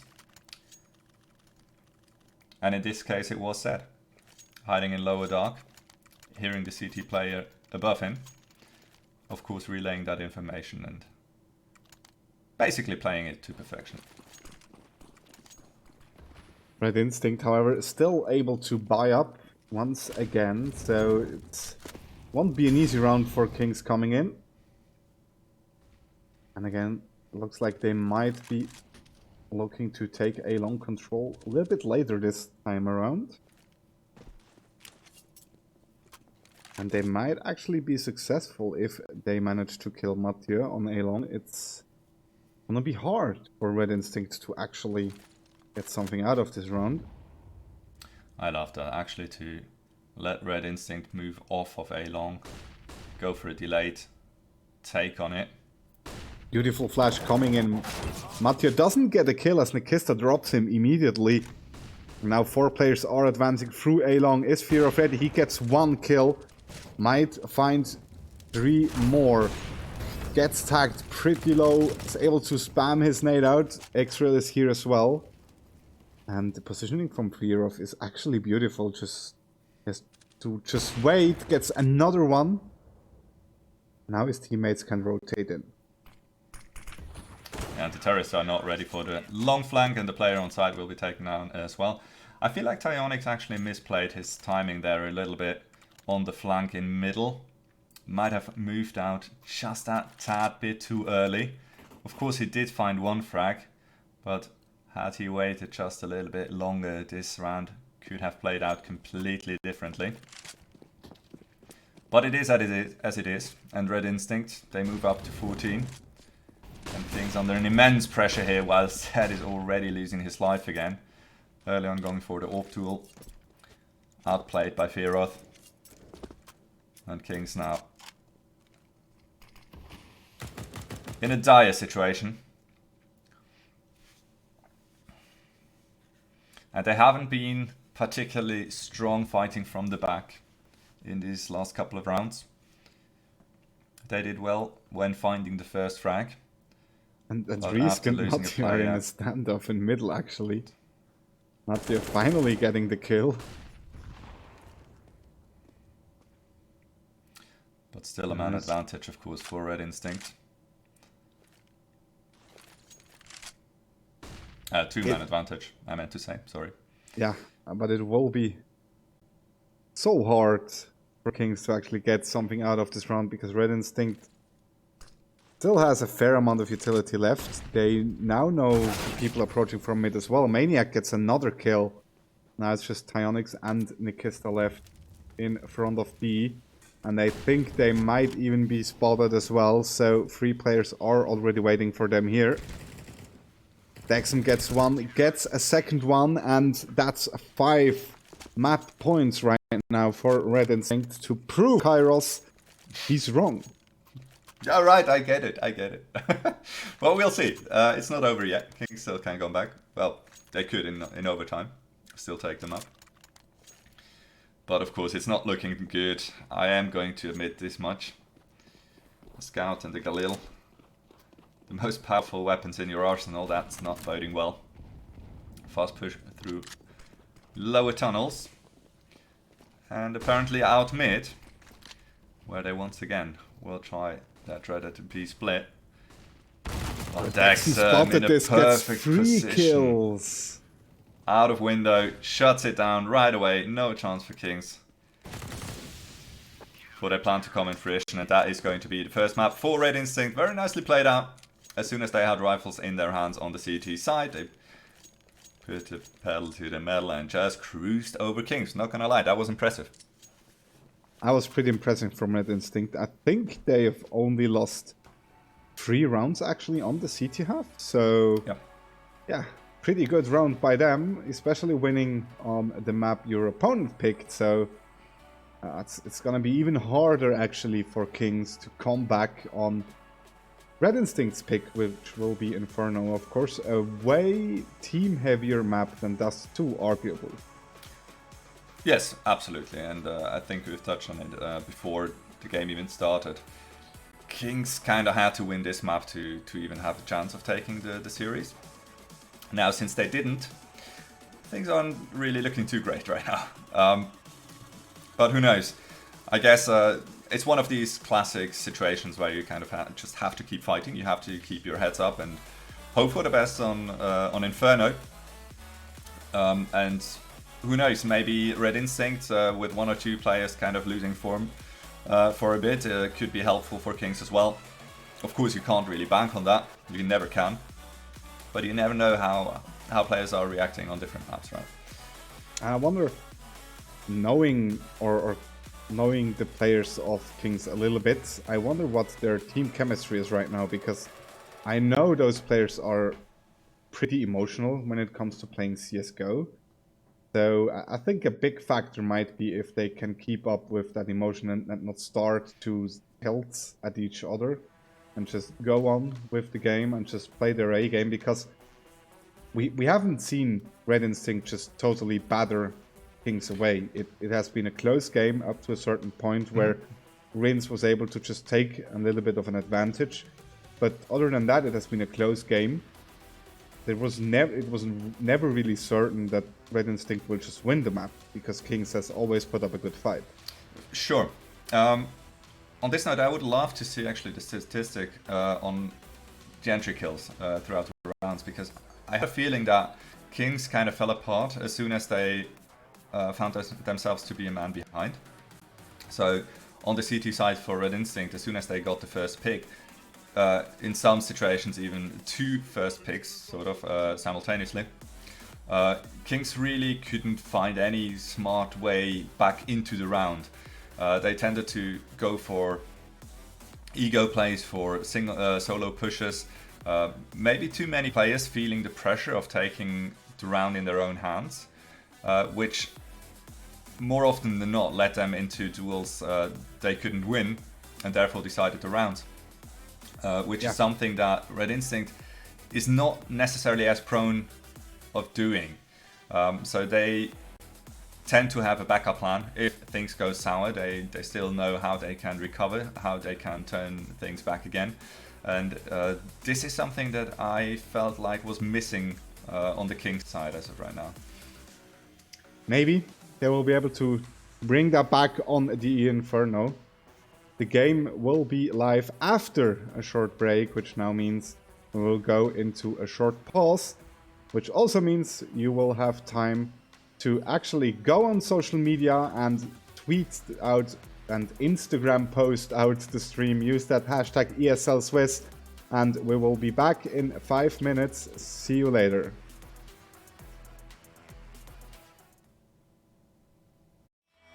We believe you and me, me, me, me. Make 'em see what we.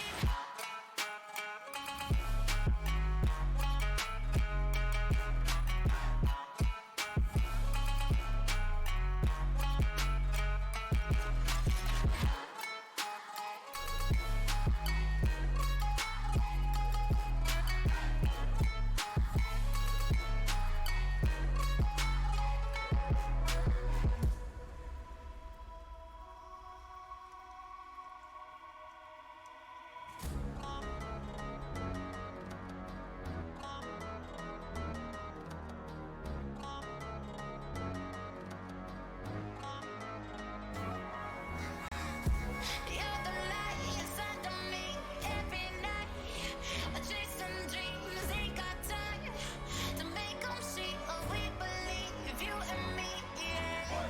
Me, yeah. Me, yeah. Me, yeah. We believe you and me, me, me, me. Make 'em see what we.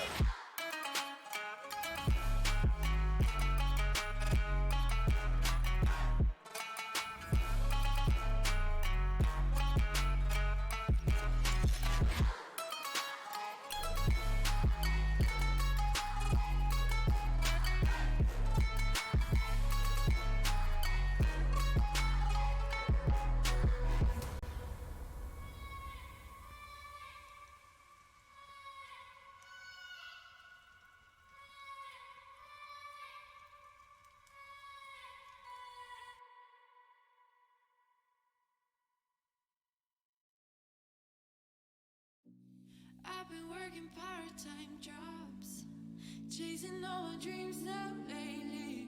No matter if I try too hard, nothing's ever enough, baby. No, I don't care too much. I don't care too much. As long as I can keep you by my side, I don't care too much. We got time, no rush. In your eyes, I always see there is something meant for me. In your eyes, I always feel different.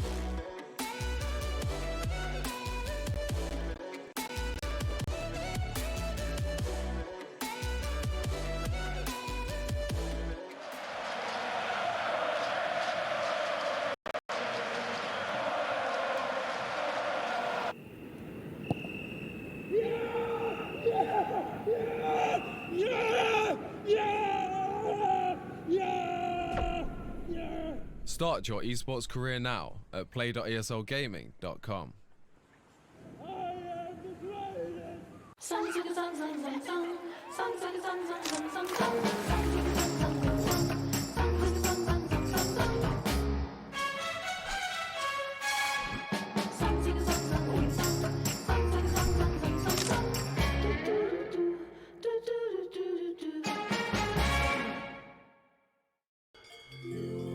Wir arbeiten schon viel.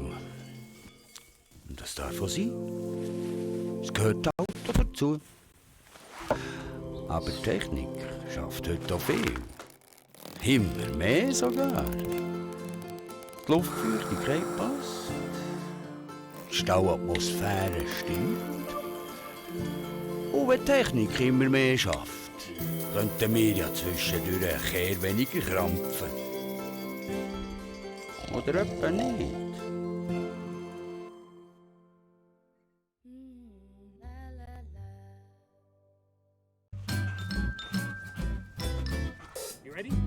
Hey, easy boy, eh? You ready? Huh?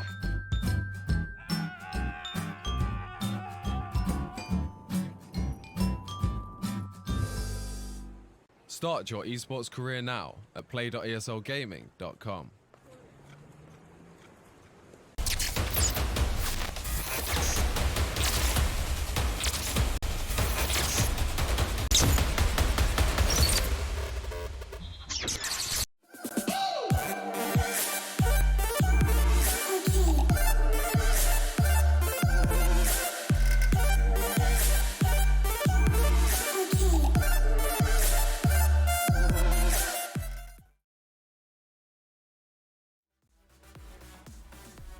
And we are back. I hope you grabbed a coffee. I hope you grabbed a glass of water because this one is going to be intense. We're about to head into the second game of Kings versus Red Instinct on DE Inferno after Red Instinct won the first map of DE Dust. And yeah, we already talked about the next map a little bit, and Kairos already mentioned what needs to be better on the side of Kings. And yeah, so far my prediction seems a little bit better, even though it was bolder than yours. Sure. Yeah, well, Kings, to point it out. Kings, I know. Kings let me down for sure, but not entirely. They had a good run of things in the first half.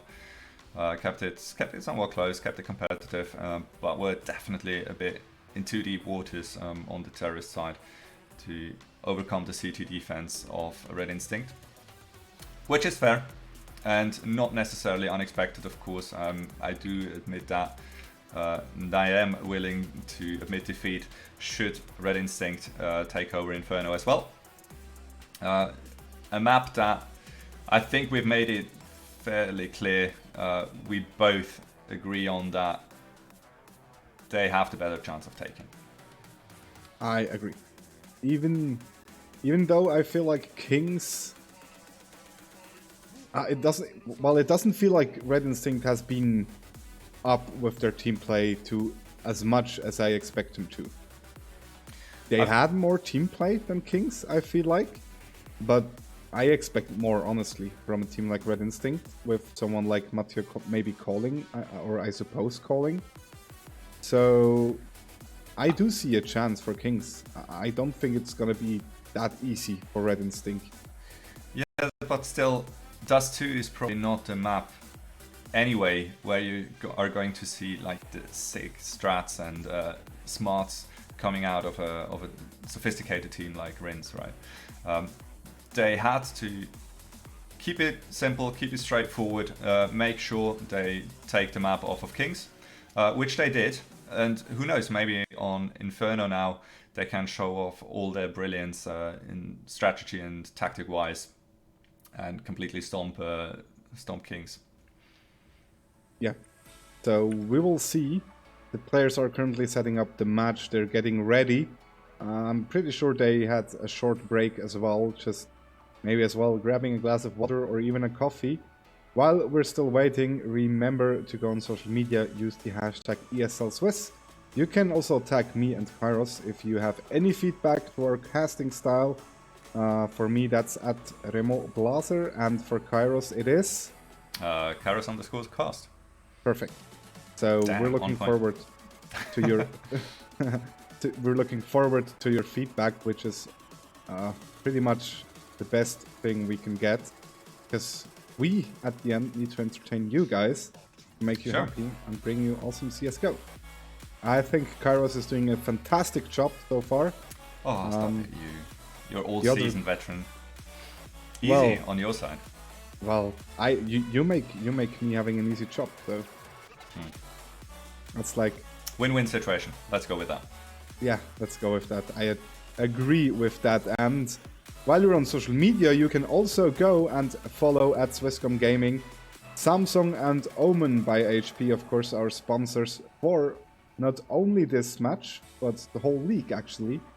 And on the Swisscom Gaming website, or rather the ESL Swiss website, you will also find the brackets. We are currently in the semi-final of the playoffs, which means the winner of this match also is already qualified for the grand final. Yeah, which is of course a big step being taken, and it's definitely a big heavy burden taken off your chest. Yeah, definitely. Especially not going down into the lower bracket and then having to fight again for that final spot and maybe being a little bit let down because you know you have to face that team from the semi-final in the game or in the grand final again, which might have nag a little bit at your confidence. But we will see. For now, we're at Inferno and we are live with Kings starting on the CT side. And Not right off the bat. starting off too well though. Okay, at least Tyonix finding the trade frag, and with that frag being taken, it should be confirmed that not much more is happening as of right now in Banana. On the terrorist side, we do see most of the players moving through apartments, while Fearoth is throwing supporting flashes over top and completely blinding Zed on side. He's going to fall at the hand of Maniac, who apparently keeps on going and clears the side all on his own, gets a bomb planted as well, leaving Tyonix and Nikla, of course, trying to peek around, getting a cheeky frag somewhere that would actually let them go for that retake. Might as well try it anyway, but chances are Fearoth is going to find frag on Nikista, and Tyonix falls at the hand of Alex. Very nicely played indeed in the first round by Red Instinct here. Good split onto the A bomb site. Nice supporting flashes coming over top from middle that was completely vacant on the CT side. And the players didn't really put up too much of a defense over on A. Yeah, not that much.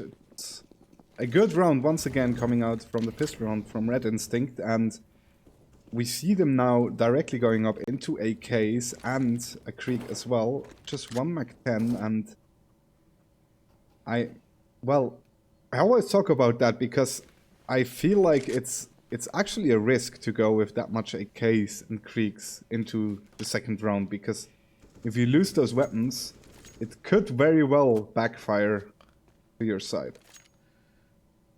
Sure, to some extent, yes.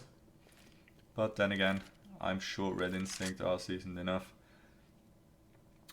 to not let that happen. And as we see right now, they are sticking close together, not really giving Kings any chances of picks anywhere on the map. Quite on the contrary, they will move close as a group over to its B. And as I say, that X-Real just a little bit too much in front of his teammates.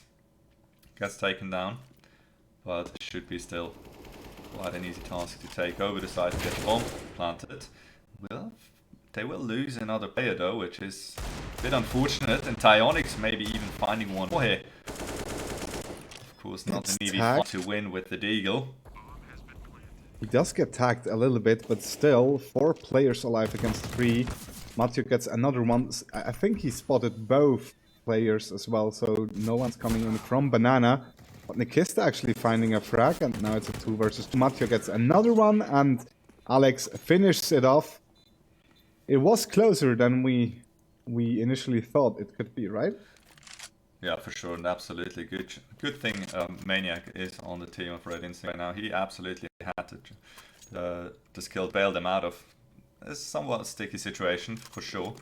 Eagles, of course, ringing true there for the King's side. But in the end, the AKs will prevail, and we will go into round number 3. Red Instinct still well on their tracks of converting that pistol round win. X-Real again finds the entry, and to me it feels like X-Real has to be the player with the most entry kills so far. He's absolutely stunning tonight. Meanwhile, we see Red Instinct once again just showing a little bit of presence on B. Still one player towards apps. Mattia gets the kill, and that might be very important as it might draw even more attention towards the A side. They still haven't decided which side they want to go yet. Reese gets kill on the B bomb side. I am San as well. Now 2 players are known, and obviously Red Instinct moving towards the A bomb side right now. but still fairly slow. So Risk might be able to rotate back. Oh, will Sad might actually even- find the timing? I'm not sure whether he spotted Yeah. the players or not. Apparently not, because he turns his back to them and looks towards Abs. That's very unfortunate. Maniac takes him down. Risk though, keeping their chances alive. And will need to wait for his teammate to close a very large gap though. I am Sam Knives out running, trying to catch up with Risk on the side. After all, it is still only a 2v2, but time is ticking. Risk spotting the player on site, no luck, trickling around to crates, and his fallen comrade will make I am Sam to reconsider and run for the hills, saving his AK. And once again, Maniac, definitely round-winning player here. Not only with his frag involvements, but later on against Sad as well. I'm still not quite sure how he found the timing to turn around there. I was definitely expecting him to go down to the apps push. Yeah, same here. Somehow finds the kill. Maybe it was just a gut feeling. Who knows? You do get that sometimes, and especially a player, of course, of Matthew's caliber does have somewhat of a sixth sense. Finally, the first round coming in for Kings, utilizing their rifles. And we see Banana quite contested. Just X-Real there with his Mac-10. Actually gains some control. Immediately moves back, and it looked like Red Instinct wants to attack at a bomb site. And all the kills that Kings has found in the last couple of rounds definitely starting to show now. After all, Red Instinct, they fielded 2 Mac-10s going into this first spy round against Kings, and that's not necessarily an easy task. X3 makes it work though and finds Set on site. Pit player still alive, not for much longer though. Taxam will clear it out in the end from balcony. Oh, a lot of damage with that Mac-10 spray onto Risk, holding an AWP. Not much he can do there. Can't really return fire. Difficult thing to spam with an AWP.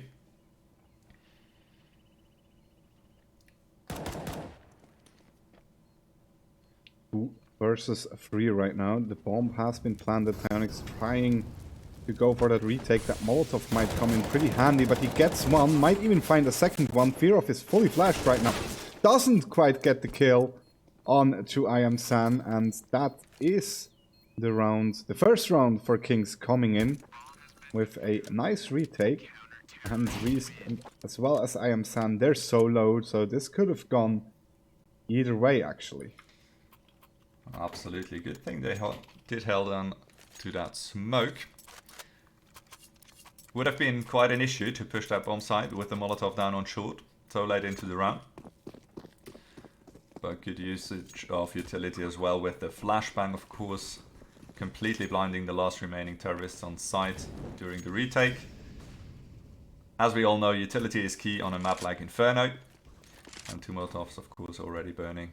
Again, a lot of the utility will usually be discarded down into Banana, trying to take control or just holding off enemy players of taking the area, as we see Red Instinct doing right now. Maniac keeping up some pressure though onto its middle, not being contested though. Yeah, indeed, 2 ops on the CT side. And I kind of like it. I think Inferno's a perfect map to have 2 op players actually. For sure. Oh, but X-Real nearly got lucky there to find 1 player. He knows 2 players are on the B-bomb side. He knows where both of them are. And that's why Red Instinct is right now pushing in, trying to get those frags. Matthias a little bit unlucky not getting any of them there. But Alex will finish off I Am San with the nade. The bomb has been planted. And all 5 players from Red Instinct are in fact still alive. And positioned, waiting for the CTs come in. Nikista still with quite a bit of utility. Could be definitely helpful, but as of right now, it doesn't necessarily look as if they are going for that retake though. Now it is coming in. 2 frags though go the way of Red Instinct, and the retake attempt is being shut down instantly. Reed, all he has in mind right now is to somehow save that AWP, not being chased down by the terrorist hot on his heels. Will survive and keep the AWP still going. And that was a pretty clean take off the B bomb side there by Red Instinct. Only one player holding from coffins in the end. CT player forced to rotate, caught out of position, and basically no kills exchanged during the whole thing. And that's how we ended up with a 4 versus 5 retake scenario, or a possible retake scenario. X-Real? Wait. I think he might be dropped again. Very unlucky. Apparently the technical difficulties are following us from Dust 2 onto Inferno. Let's see whether or not Red Instinct can scramble, or what exactly it is they are gonna try at a man disadvantage. Once again, it is the terrorist side that is struck by the gods of, well, gods of mishaps, I guess. I wouldn't really know what god that is, not gonna lie. But they don't like Red Instinct, or particularly they don't like the terrorists here. I don't think so. Still a very possible round, or the round is still very winnable for Red Instinct going up against these pistols, and not that much utility. Mati already has a lot of control at BN, but nice setup there from the CTs. 3 players actually waiting here. Pionix missing some shots. Fearov gets one in return, but we see the CTs actually holding on. Pionix gets another Deagle headshot. Finally Dexum kills him, but it's just him against 3 right now. He gets the player waiting at coffins. 1 versus 2, but Risk still has that AWP, and I'm not sure if Dexum is aware of that. One player is so close to him, gets the kill in the name of Set. And very nice try there round. very nice try there from Dexum, putting the molly down basically behind the CT player, forcing him to take the engagement, which of course would have made it much easier for him to clutch this round. Unfortunately though, falls to the CT in close quarters. Still a very potent pistol really, if the distance to your enemy is something less than, I would say 2 to 3 meters. It can absolutely shred still.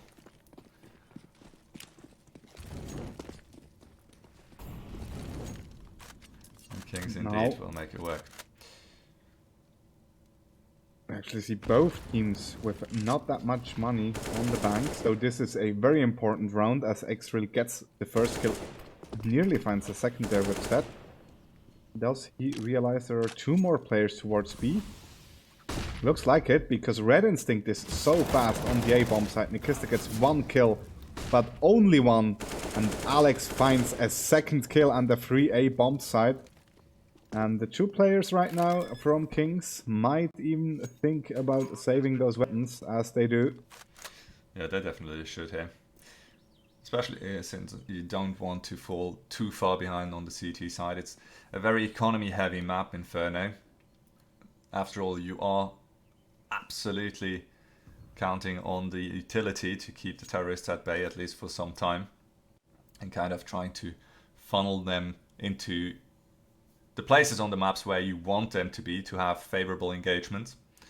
So far, not really playing out too well for Kings. Red Instinct with very nice A executes. Alex as well, once again, very nice positioning there on top of Haystack coming out the balcony. And Kings now scrambling. Kings right now going into another eco round might be very heavy for them, because Red Instinct is already at 5 rounds, possibly going up to 6 and even 7. And that's already quite a good result actually for your T side. Yeah, and I think it's just reasonable to actually go for the force buy here. Having brought over these 2 rifles, you kind of need to keep a foot in the game. Risk, nice Beautiful first shot. pick there onto Maniac, and that's a very dangerous player taken out of the game, of course. We've seen him decide multiple rounds before already on Inferno. He's not going to be able to do that this time around. Pressure mounting over to B-bomb side though. B-push is coming in. 2 players already are on the side. Tionix gets taken out immediately. Or rather Risk. Tionix is still alive. Facing 2 players now. Gets only 1. Now it's just Nikista and Zed left. Nikista only has a pistol, and I don't think... Or actually, will he be able to recover a weapon? Yes, he does. He has that AK in hands now. 2 versus 2. Still 2 smokes and a Molotov, as well as a flash in the CT hands. That should be actually a somewhat doable retake here for Nikista and Zed, but they need to keep moving here. Dexum, together with Alex, setting up a good crossfire. Far back up the side. Shouldn't be unexpected though, and Kings will deal with it very quickly, and that is going to be round number 3 for Kings. Nicely done there.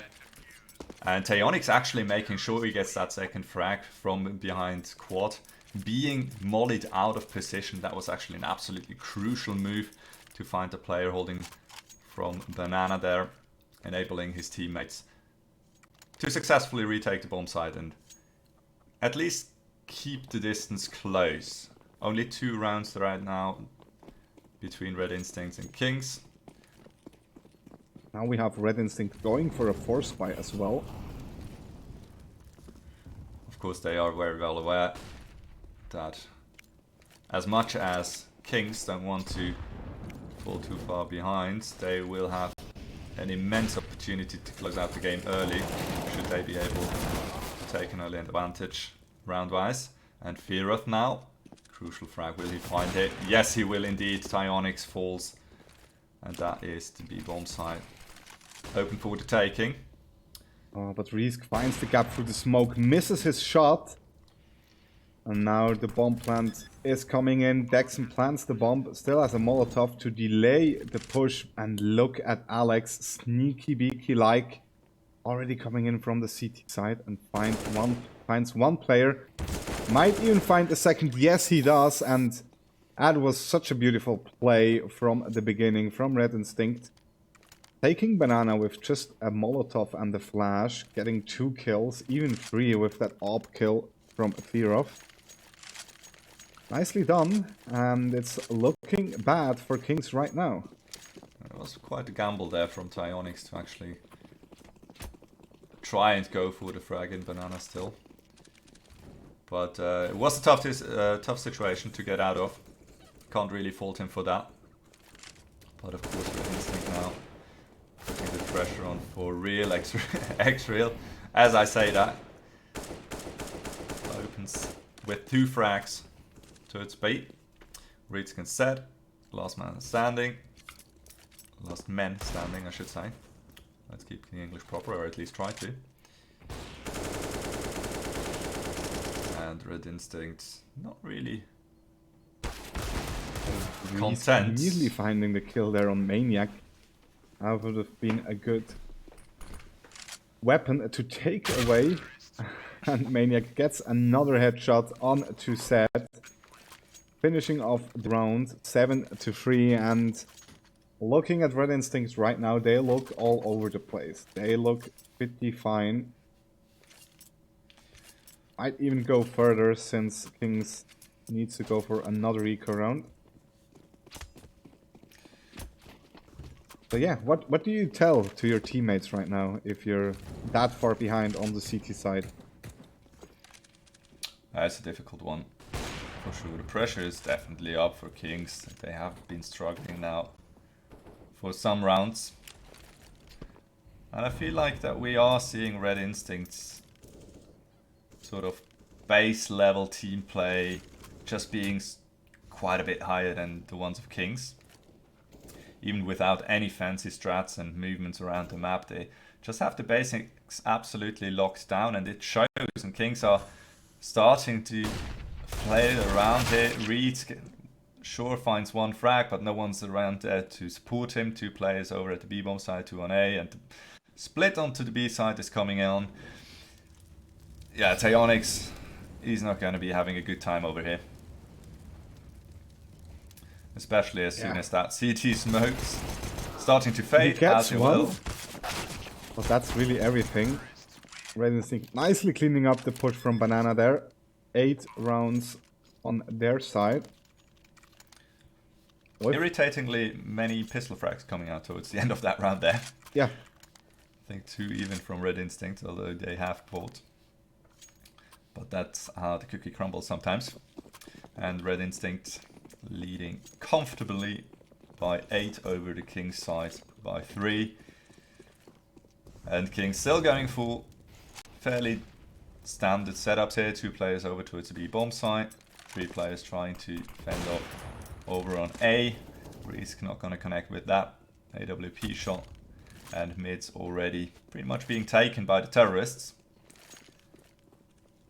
Not quite sure whether I Am Sun is close to short or whether he's actually on site. No, he's actually still fancying a peek right into the AWP of Fearoth.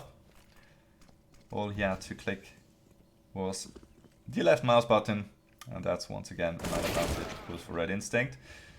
Quick trades going down yet again, but the manpower is overwhelming at the A bomb site, and Risk, especially with an AWP, would have to go completely mental with his no scope shot, and that's all she wrote. It will be a 9th round for Red Instinct, and the Kings, of course.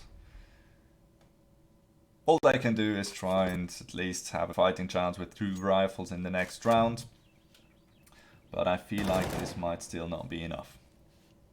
probably not. Red Instinct look stellar right now as they move on to up to 9 rounds on the T side, and that's something you definitely want to work with. They could be losing the rest of the rounds on the T side and still have a very good result going into the CT side, CT half. And yeah, it also looks like they kind of like that rushy approach right now, because the rounds have been fairly fast. And Kings doesn't seem to have anything up in their sleeves to hold up against it. Sure, they had to do quite a bit of eco rounds all throughout that first half, but then again, Red Instinct, stellar performance every time towards the A-bomb site. They just can't execute without taking too many casualties, and their success rate over at A has been absolutely stellar. Now Kings, a little bit of an aggressive push down Banana, sure, but Red Instinct's not even gonna contest that. Just holding positions as of right now, making sure not to give up any free frags for the CTs. I love the approach from Red Instinct, knowing the CTs do not have that much to play with. They're right now just waiting for them to use that little bit of utility they have, and then probably just pushing in with a 4-man or even 5-man stack. And that's going to be so hard for Kings to actually defend. I would love to say I like the stack over towards the A-bomb side. After all, Red Instinct have been ending up on that part of the map for several rounds now, but currently it looks like a B take is more likely. Nikista, of course, the only man fielding a rifle on the CT side. Might find a little bit of time with that Molotov, but that's really all he's probably gonna get. There are obviously still smokes available if Red Instinct decides to just push through that Molotov. Players rotating in right now. Red Instinct absolutely comfortable to just run down the clock. Patiently wait for that Molotov to extinguish and now push onto the bomb site. Nikista, how many can he get? It will actually be Risk with the Deagle to find the first one. Dexam helps him out by killing his teammate Xreal. Now Nikista comes into play, only good for 1. But might it be enough? The CT is already on the rotate coming in, and in the end it all comes down to a 1v1. Fearoth against Tyonix. Tyonix a little bit too angsty. Can't connect the shot, and Fearoth with the Deagle in the end will finish it off. 10th round coming in for Red Instinct. That was a very close one though indeed. And I don't get why he has even pushed Fearoth there, because Fearoth had absolutely no time to actually plant the bomb. The only way of winning the round for him was to actually kill the last CT player, and that's what he's done because he just pushed him. quite unsure right now. Maybe he thought his Zerov is actually planting already, but it felt kind of strange, and we can see it here at Tyonix. That's pure Maybe. frustration right Yeah. there. It's like the general reaction to a thrown round, basically. Throwing your guns in despair. And again, Red Instinct about to push that B side. X-Real gets the kill on Tyonix. Tyonix there with absolutely no backup from his teammates. Nikista trying to hold off the B bomb side as long as he can. Finds another kill, but that's all he's gonna get. 2 versus 3, 2 scopes. Risk and I am San, not the weapon you want to retake a side with. It's very unlucky, but as hard it is to say, it's just not good enough to go 1-for-1 as a defender of the B-bomb side on Inferno. You need to stay alive, you need to buy this time for your teammates to rotate in on Spooky, Alex, easy prey on Reed. Yeah, Red Instinct showing absolute dominance here over the Kings. Definitely. Not a very and royal performance there. No, not at all.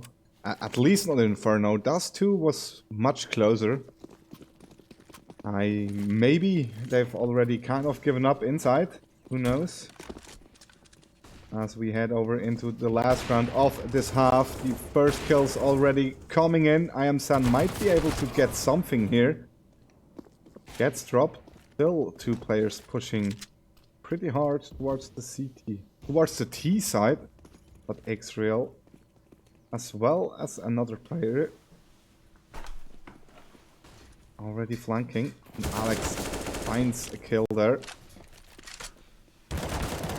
Rest of the kills coming in as well, and that's the 12th round for Red Instinct.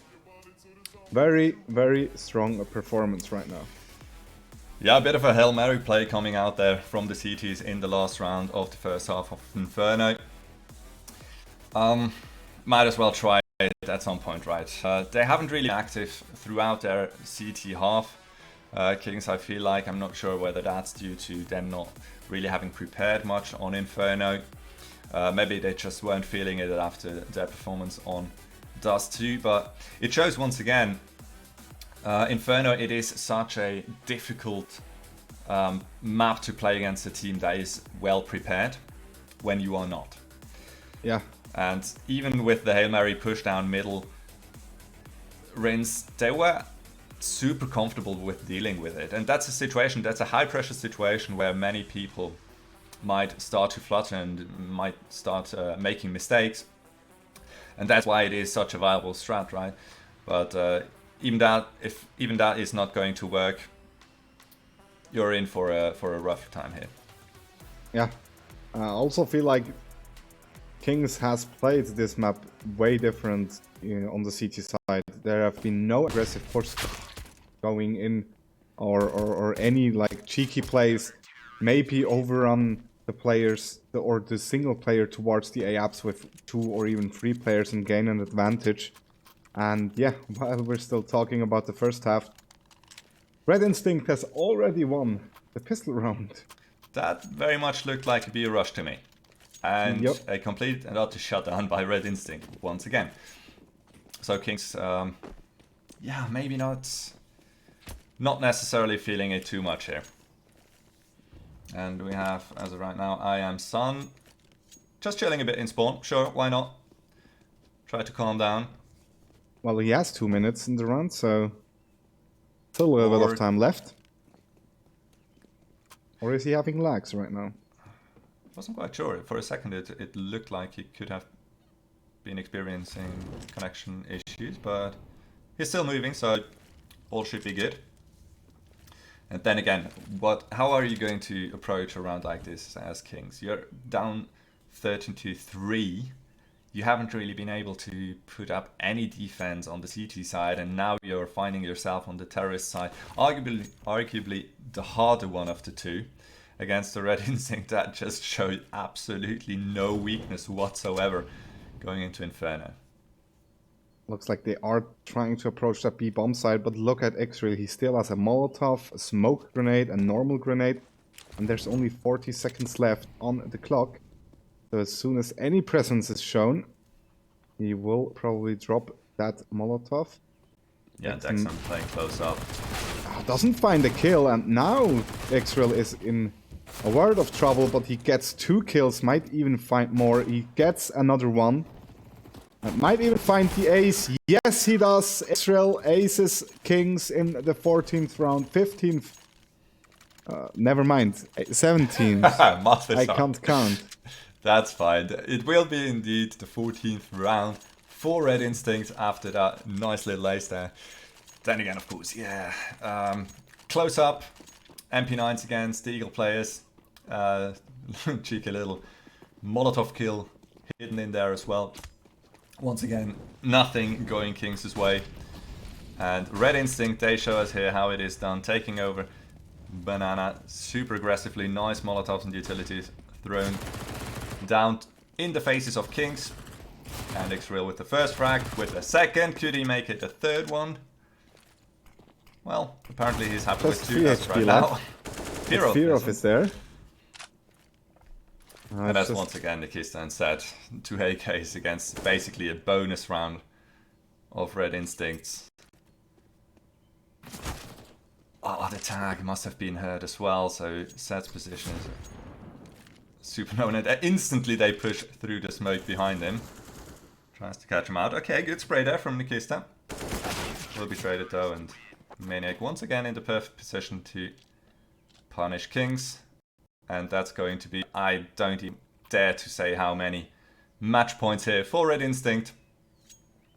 It's a lot. Let that be said. Very hard for position for Kings to be in. Coming back from that would require a masterpiece, but it doesn't look like something like that is going to happen right now. Flash into middle, peek follows, and information has been gathered once again. Banana, of course, firmly in the hands of Red Instinct as well. Not really much they can contest it with on the King's side. And that's already the first frag found for Rin's. Second one to follow shortly after. 5v2, make that a 5v1. It's only Risk left. The bomb has already been taken over by the CTs. At least one frag he'll find, but that's all she wrote.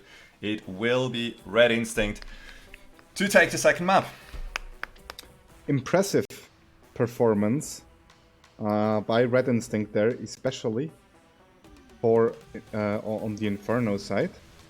Not really that much for Kings to work with since, well, more or less the beginning of the whole match. So yeah, I'm actually quite impressed by Red Instinct and how they've managed to just pinpoint the good rounds on Inferno and just go at it again and again and again and just win those rounds, and just leaving Kings with absolutely no chance. Yeah, that was a very decisive battle indeed, on the Inferno side of things. Hope was still there. After Dust 2 we have seen a couple of promising rounds, nice individual performances over in the puggier map of the 2 tonight. But once Red Instinct arrived on home soil on Inferno, that was basically all over for Kings. Yeah, totally agree with you. So congratulations to Red Instinct for making the final spot of the ESL Swiss League Season 3. And while they have already managed it, Casa de Papel is still up against My Insanity actually. And after a short break, we will directly hop into their game and cast the rest of it. Casa de Papel has already won the first map, so we are in the second map. And after a short break, we will be back with that game. So spread it on social media, spread it with the hashtag ESL Swiss, and we will be back in 2 to 3 minutes. See you on the second game of tonight. Okay, production is not ready yet. I was too fast, actually. So yeah. Casa de Papel against My Insanity. What do you think? I don't know. What did you say? They were 1-up, Casa de Papel. Yeah, but it has been overtime, I think. It was something like 22 to 19, so Well, It was that a would close match, the first map. that sounds very promising, and honestly, yeah, that would be super cool to see something. Alright, we're ready for the pause, so let's go into the pause so we can be quickly back with the second match of tonight, which will be My Insanity versus Casa de Papel. Don't go anywhere, because it will be insane as well.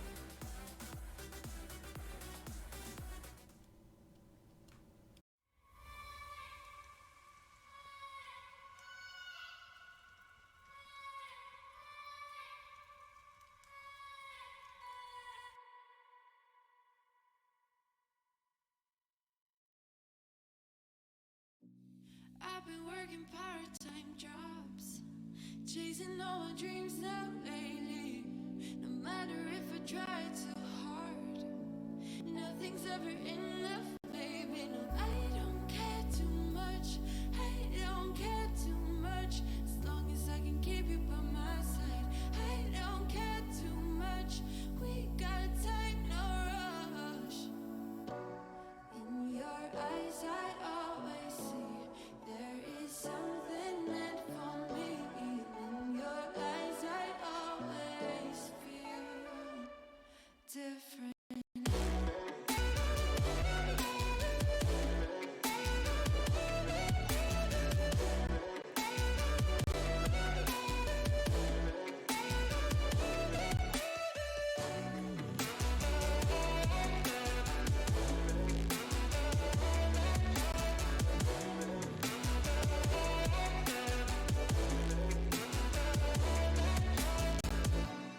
Tell me everything's alright. Life is just a bunch of phases, and if it's not, we'll still be fine. I know we're going places. I don't care too much. I don't care too much. As long as I can keep you by my side. I don't care too much. We got time, no rush. In your eyes, I always see there is something meant for me. In your eyes, I always feel different.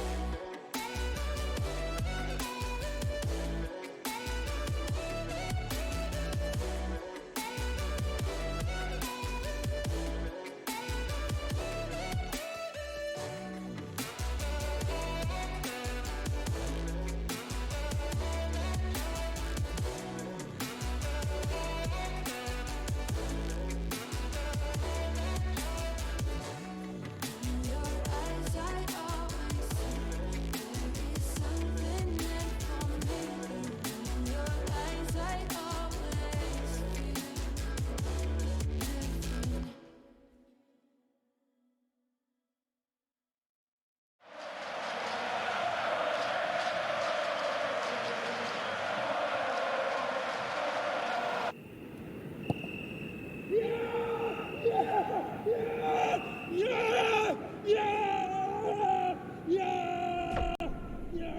Start your esports career now at play.eslgaming.com.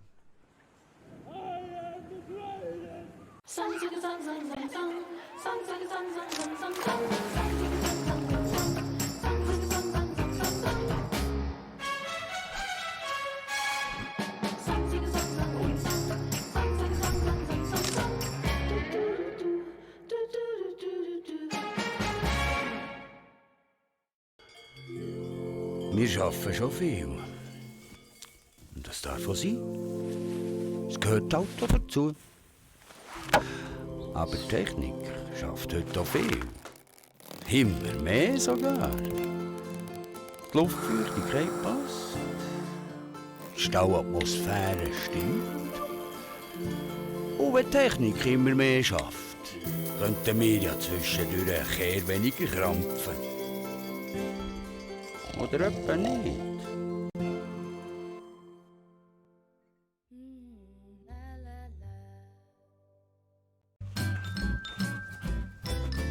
You ready? Huh? Hey, easy boy, huh? You ready? Huh?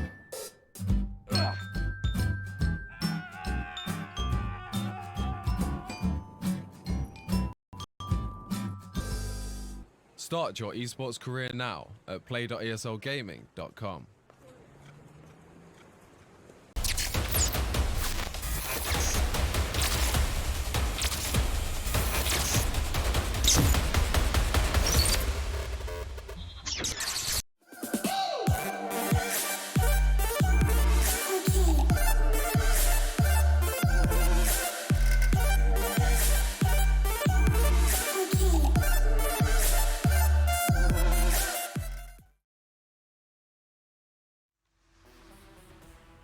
We are back and ready to jump into the second game of tonight, which has already started. Casa de Papel is up 1-0 against My Insanity, and on the second map it's currently 10-5. So we will witness the second half of the second map of those two beautiful teams. Kairos, what do you think? Let's head into the game. Sure. And see how those two teams are performing. Of course, the winner of this game will face Red Instinct. No, I'm having troubles here right now. That should be Kings. Help me out. Yeah, Kings in the lower bracket final. Indeed. And again, we see Inferno being played. Yeah. Let's just go on from where we left.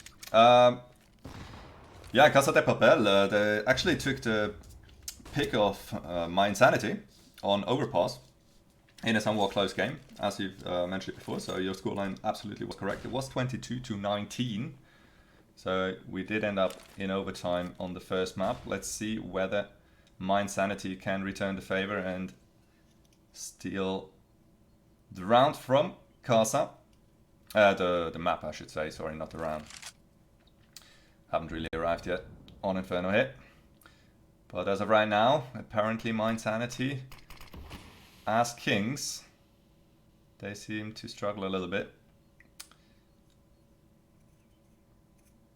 But at least it's only the... Wait, never mind. It's the second half, is it? Yes, it's the second half. It already. is the second half. My Insanity has won the pistol round. Of course, Casa de Papel only needs that one map to advance. Yeah. We see them right now stacking B, and that might be a problem.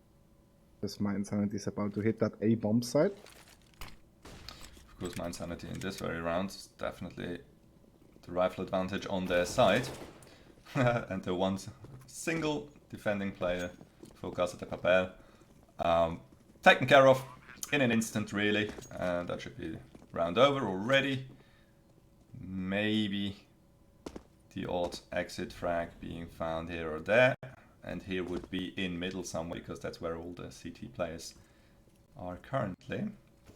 I love the way Casa de Papel is just waiting right now to take some weapons out of the hands of My Insanity. Tornadoes doesn't get the kill on Mark. Already running around with that AK in the second round.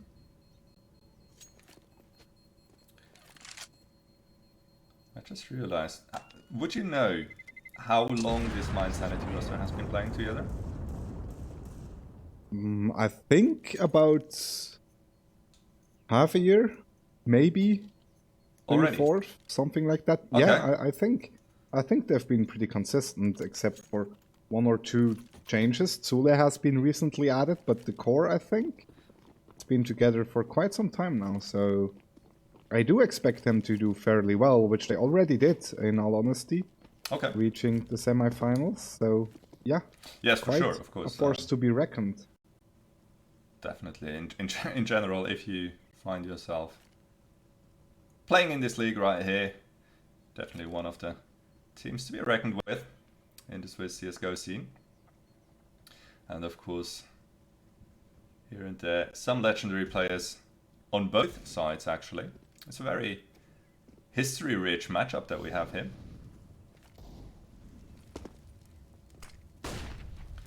But coming in, kind of failed.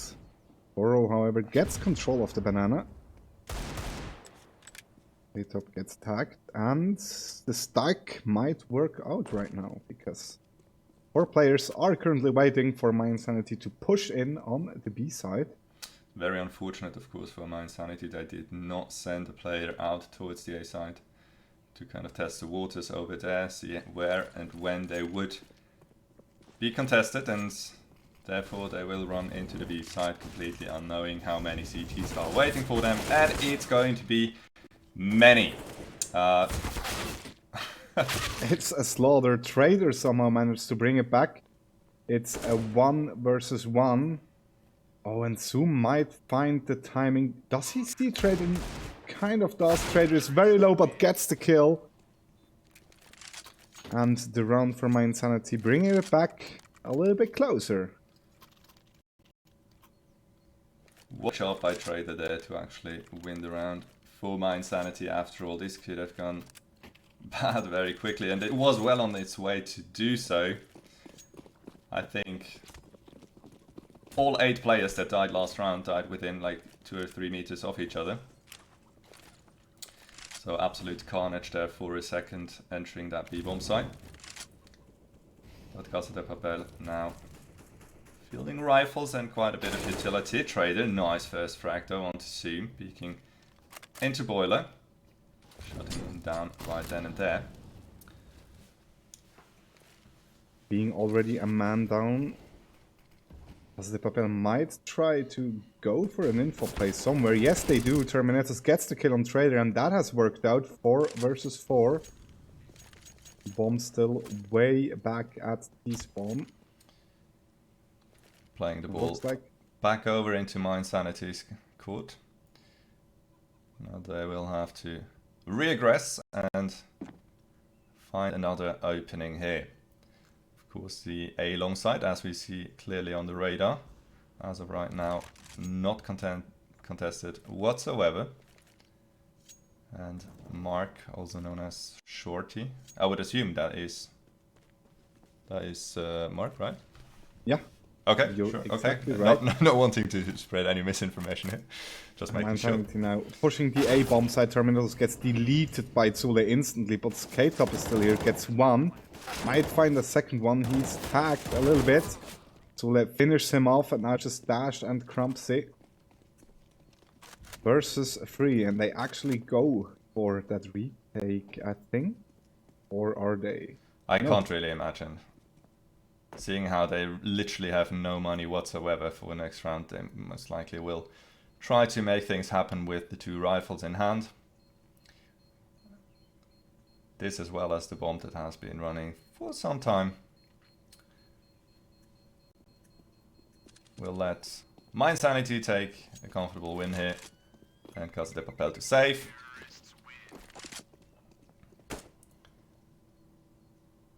And My Insanity, apparently after a somewhat disastrous CT side, they managed to bring it back around on the terrorist side, which is, in my eyes, quite astonishing. Yeah, definitely. Especially that round right now, which was a very, very important round for them to win. Because we see Casa de Papel now with kind of a force spy, not that much utility left for them. Shotgun as well, I suppose that's going towards apps. K-Top might find the first kill. Yes, he does. Trader is down. Trader just standing Went in the Zoom. wrong spot, being betrayed by the Molotov, and there we go. Max 7 finding his prey. Zoom with his frag and follow-up frag onto Boro as well after taking a DAK, and their third one indeed.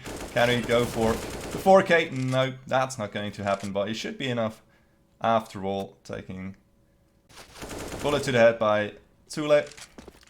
What can this man do with 30 HP remaining? An AK and a faint dream of success, but not even that. And As it Casa de goes Papel winning this really puts My Insanity now under pressure. If they were to lose another one, might be a full eco. I guess they're about to force up. Bora's going for an AK. Or are they just... Yeah, they're forcing up.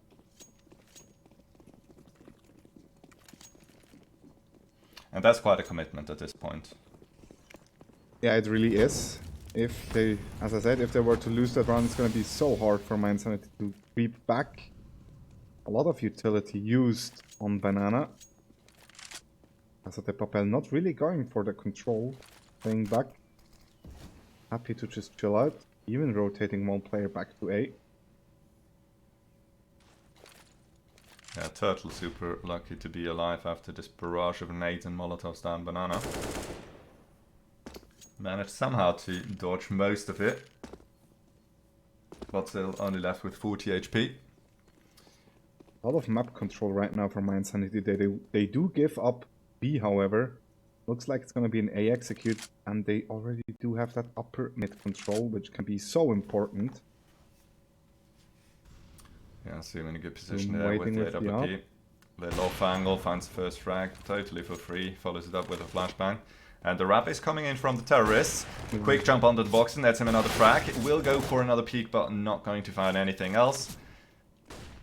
Definitely did his job though. One last CT. Oh my goodness, what an unfortunate nade there. That was aimed at pit, not going to connect and cut up in return. Pre-fires positions on the A-bomb side.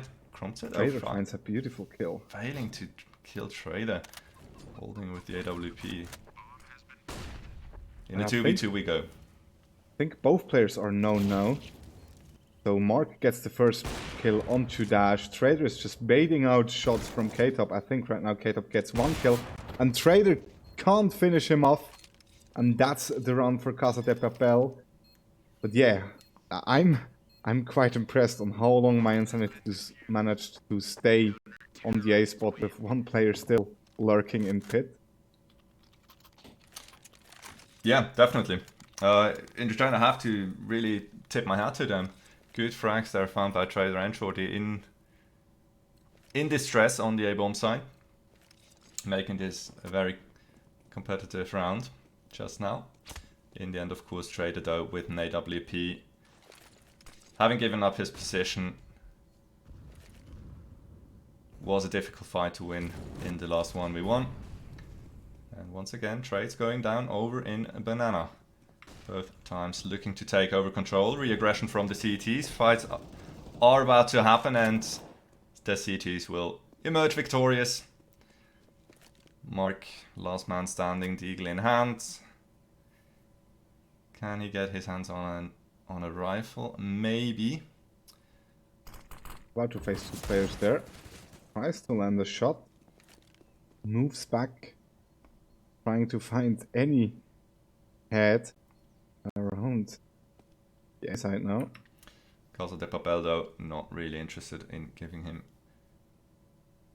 any favorable 1v1 duels right now. Making sure not unnecessarily to peek into him. And Mark on a long journey all around the A-bomb site. Has a good read on taking his chances over at A. Even finds the play defending it. Can't put his crosshair soon enough on his head though. And therefore loses his life. And that's Casa de Papel now on 13 over My Insanity's 9. And of course My Insanity, having already lost the first map, struggling a bit here to keep up with. And that round is gonna be so important if they do not manage to win that. Casa de Papel goes up to 14. And My Insanity won't have any money. Trumps it. Nice nade there. Might find Tule. Does so. Tule down to 52 HP.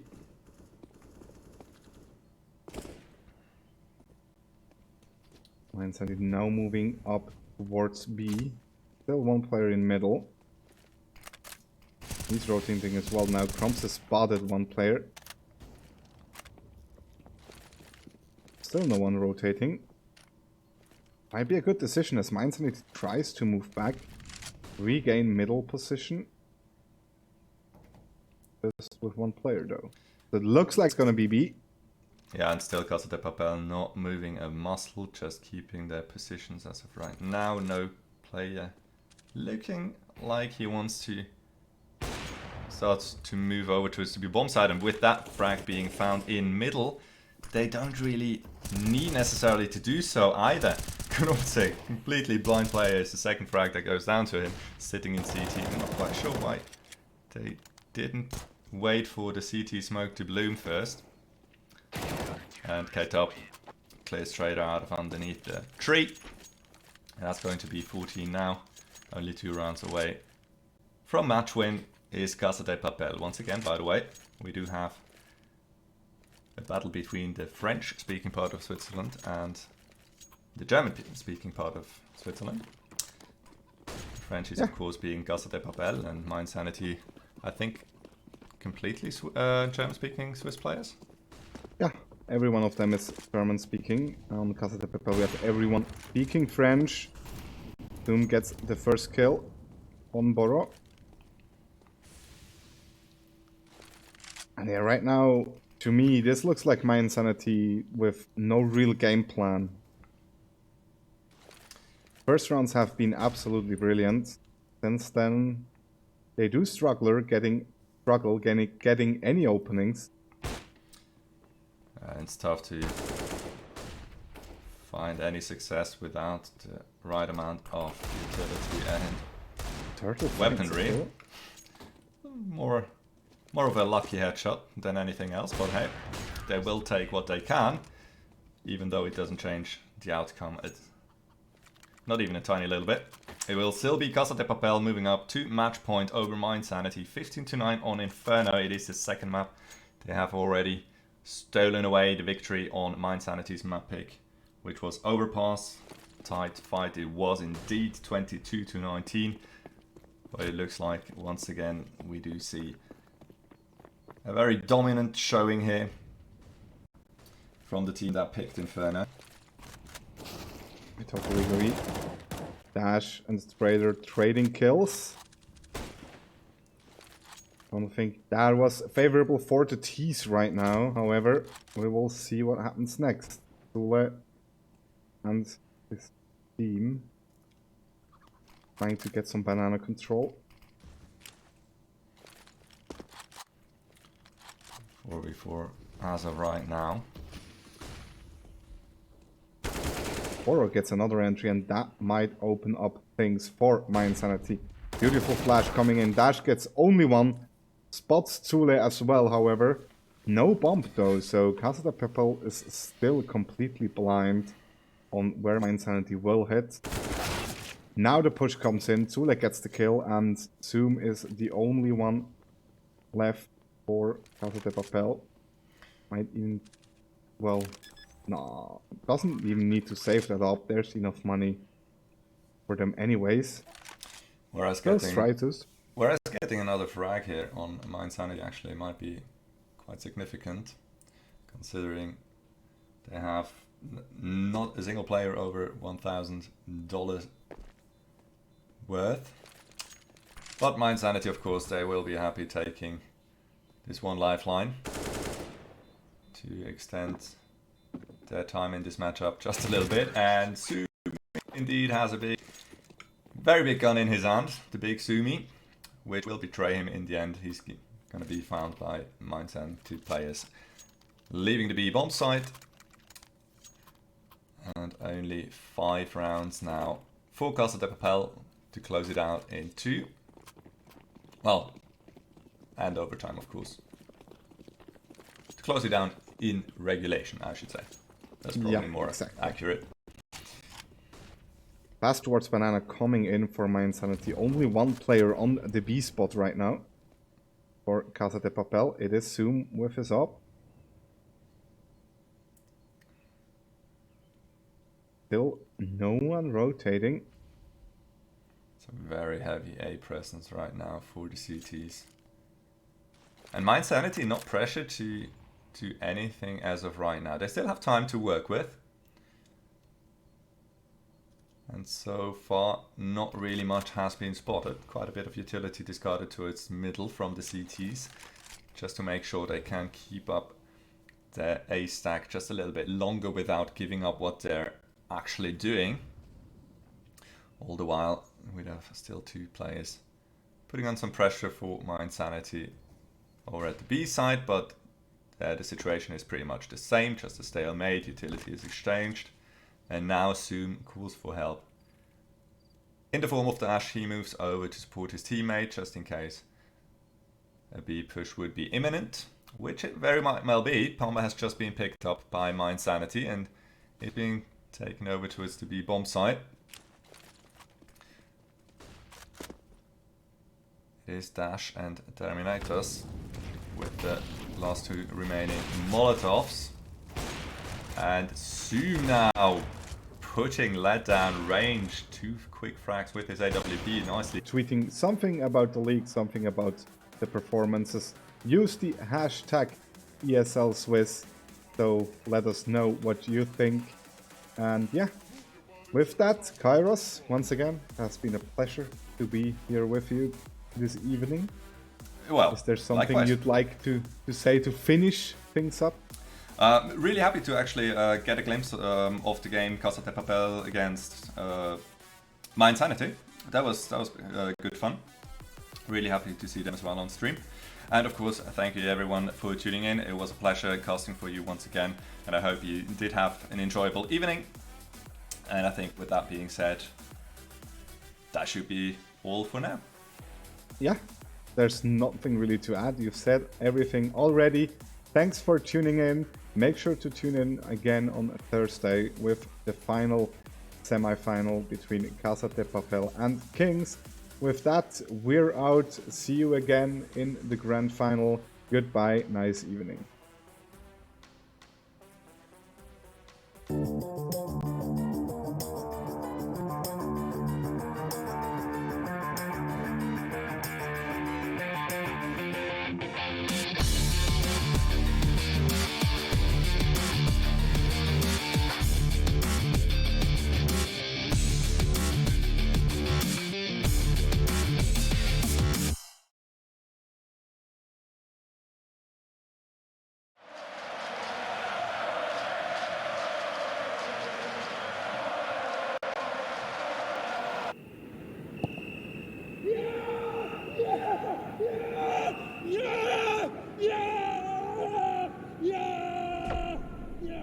Start your esports career now at play.eslgaming.com.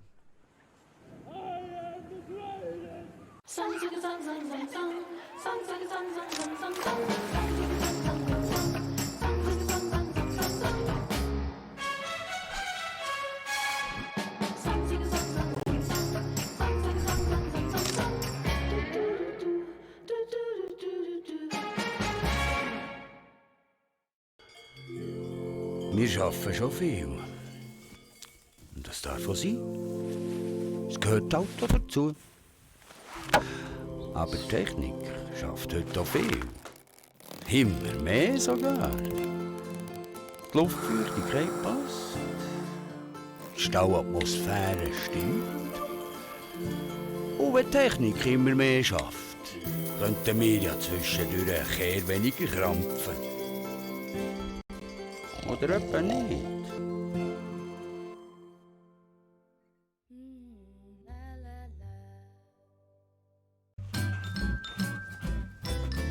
You ready? Huh? Hey, he's a good boy, huh? You ready? Huh?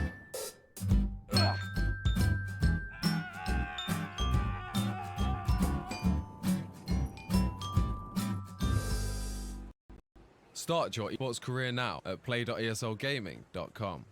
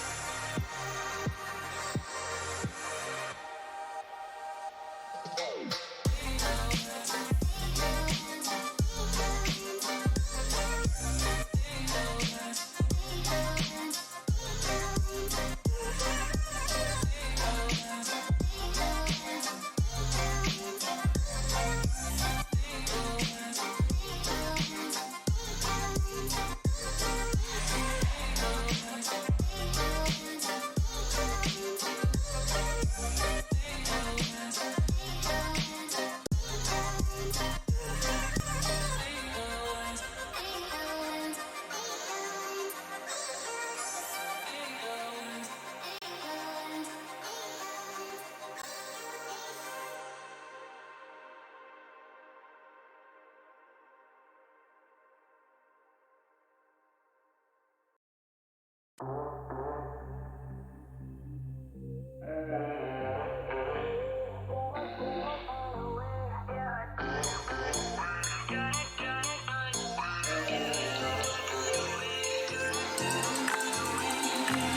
I'd find a way to turn my heart into something gold. Knew I sold my soul to the devil long ago. I rode it all along on your wave right before it broke. Time was thrown down the well, so I let you go. What I do right now. What I do right now for you, for you.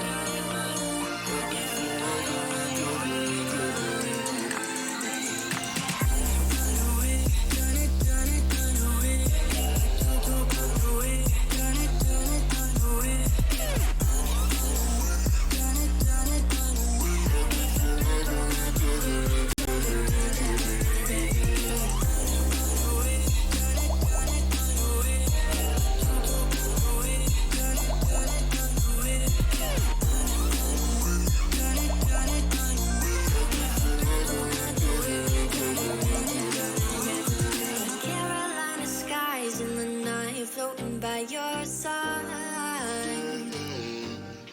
I fell up when you fell down, but we stayed in flight.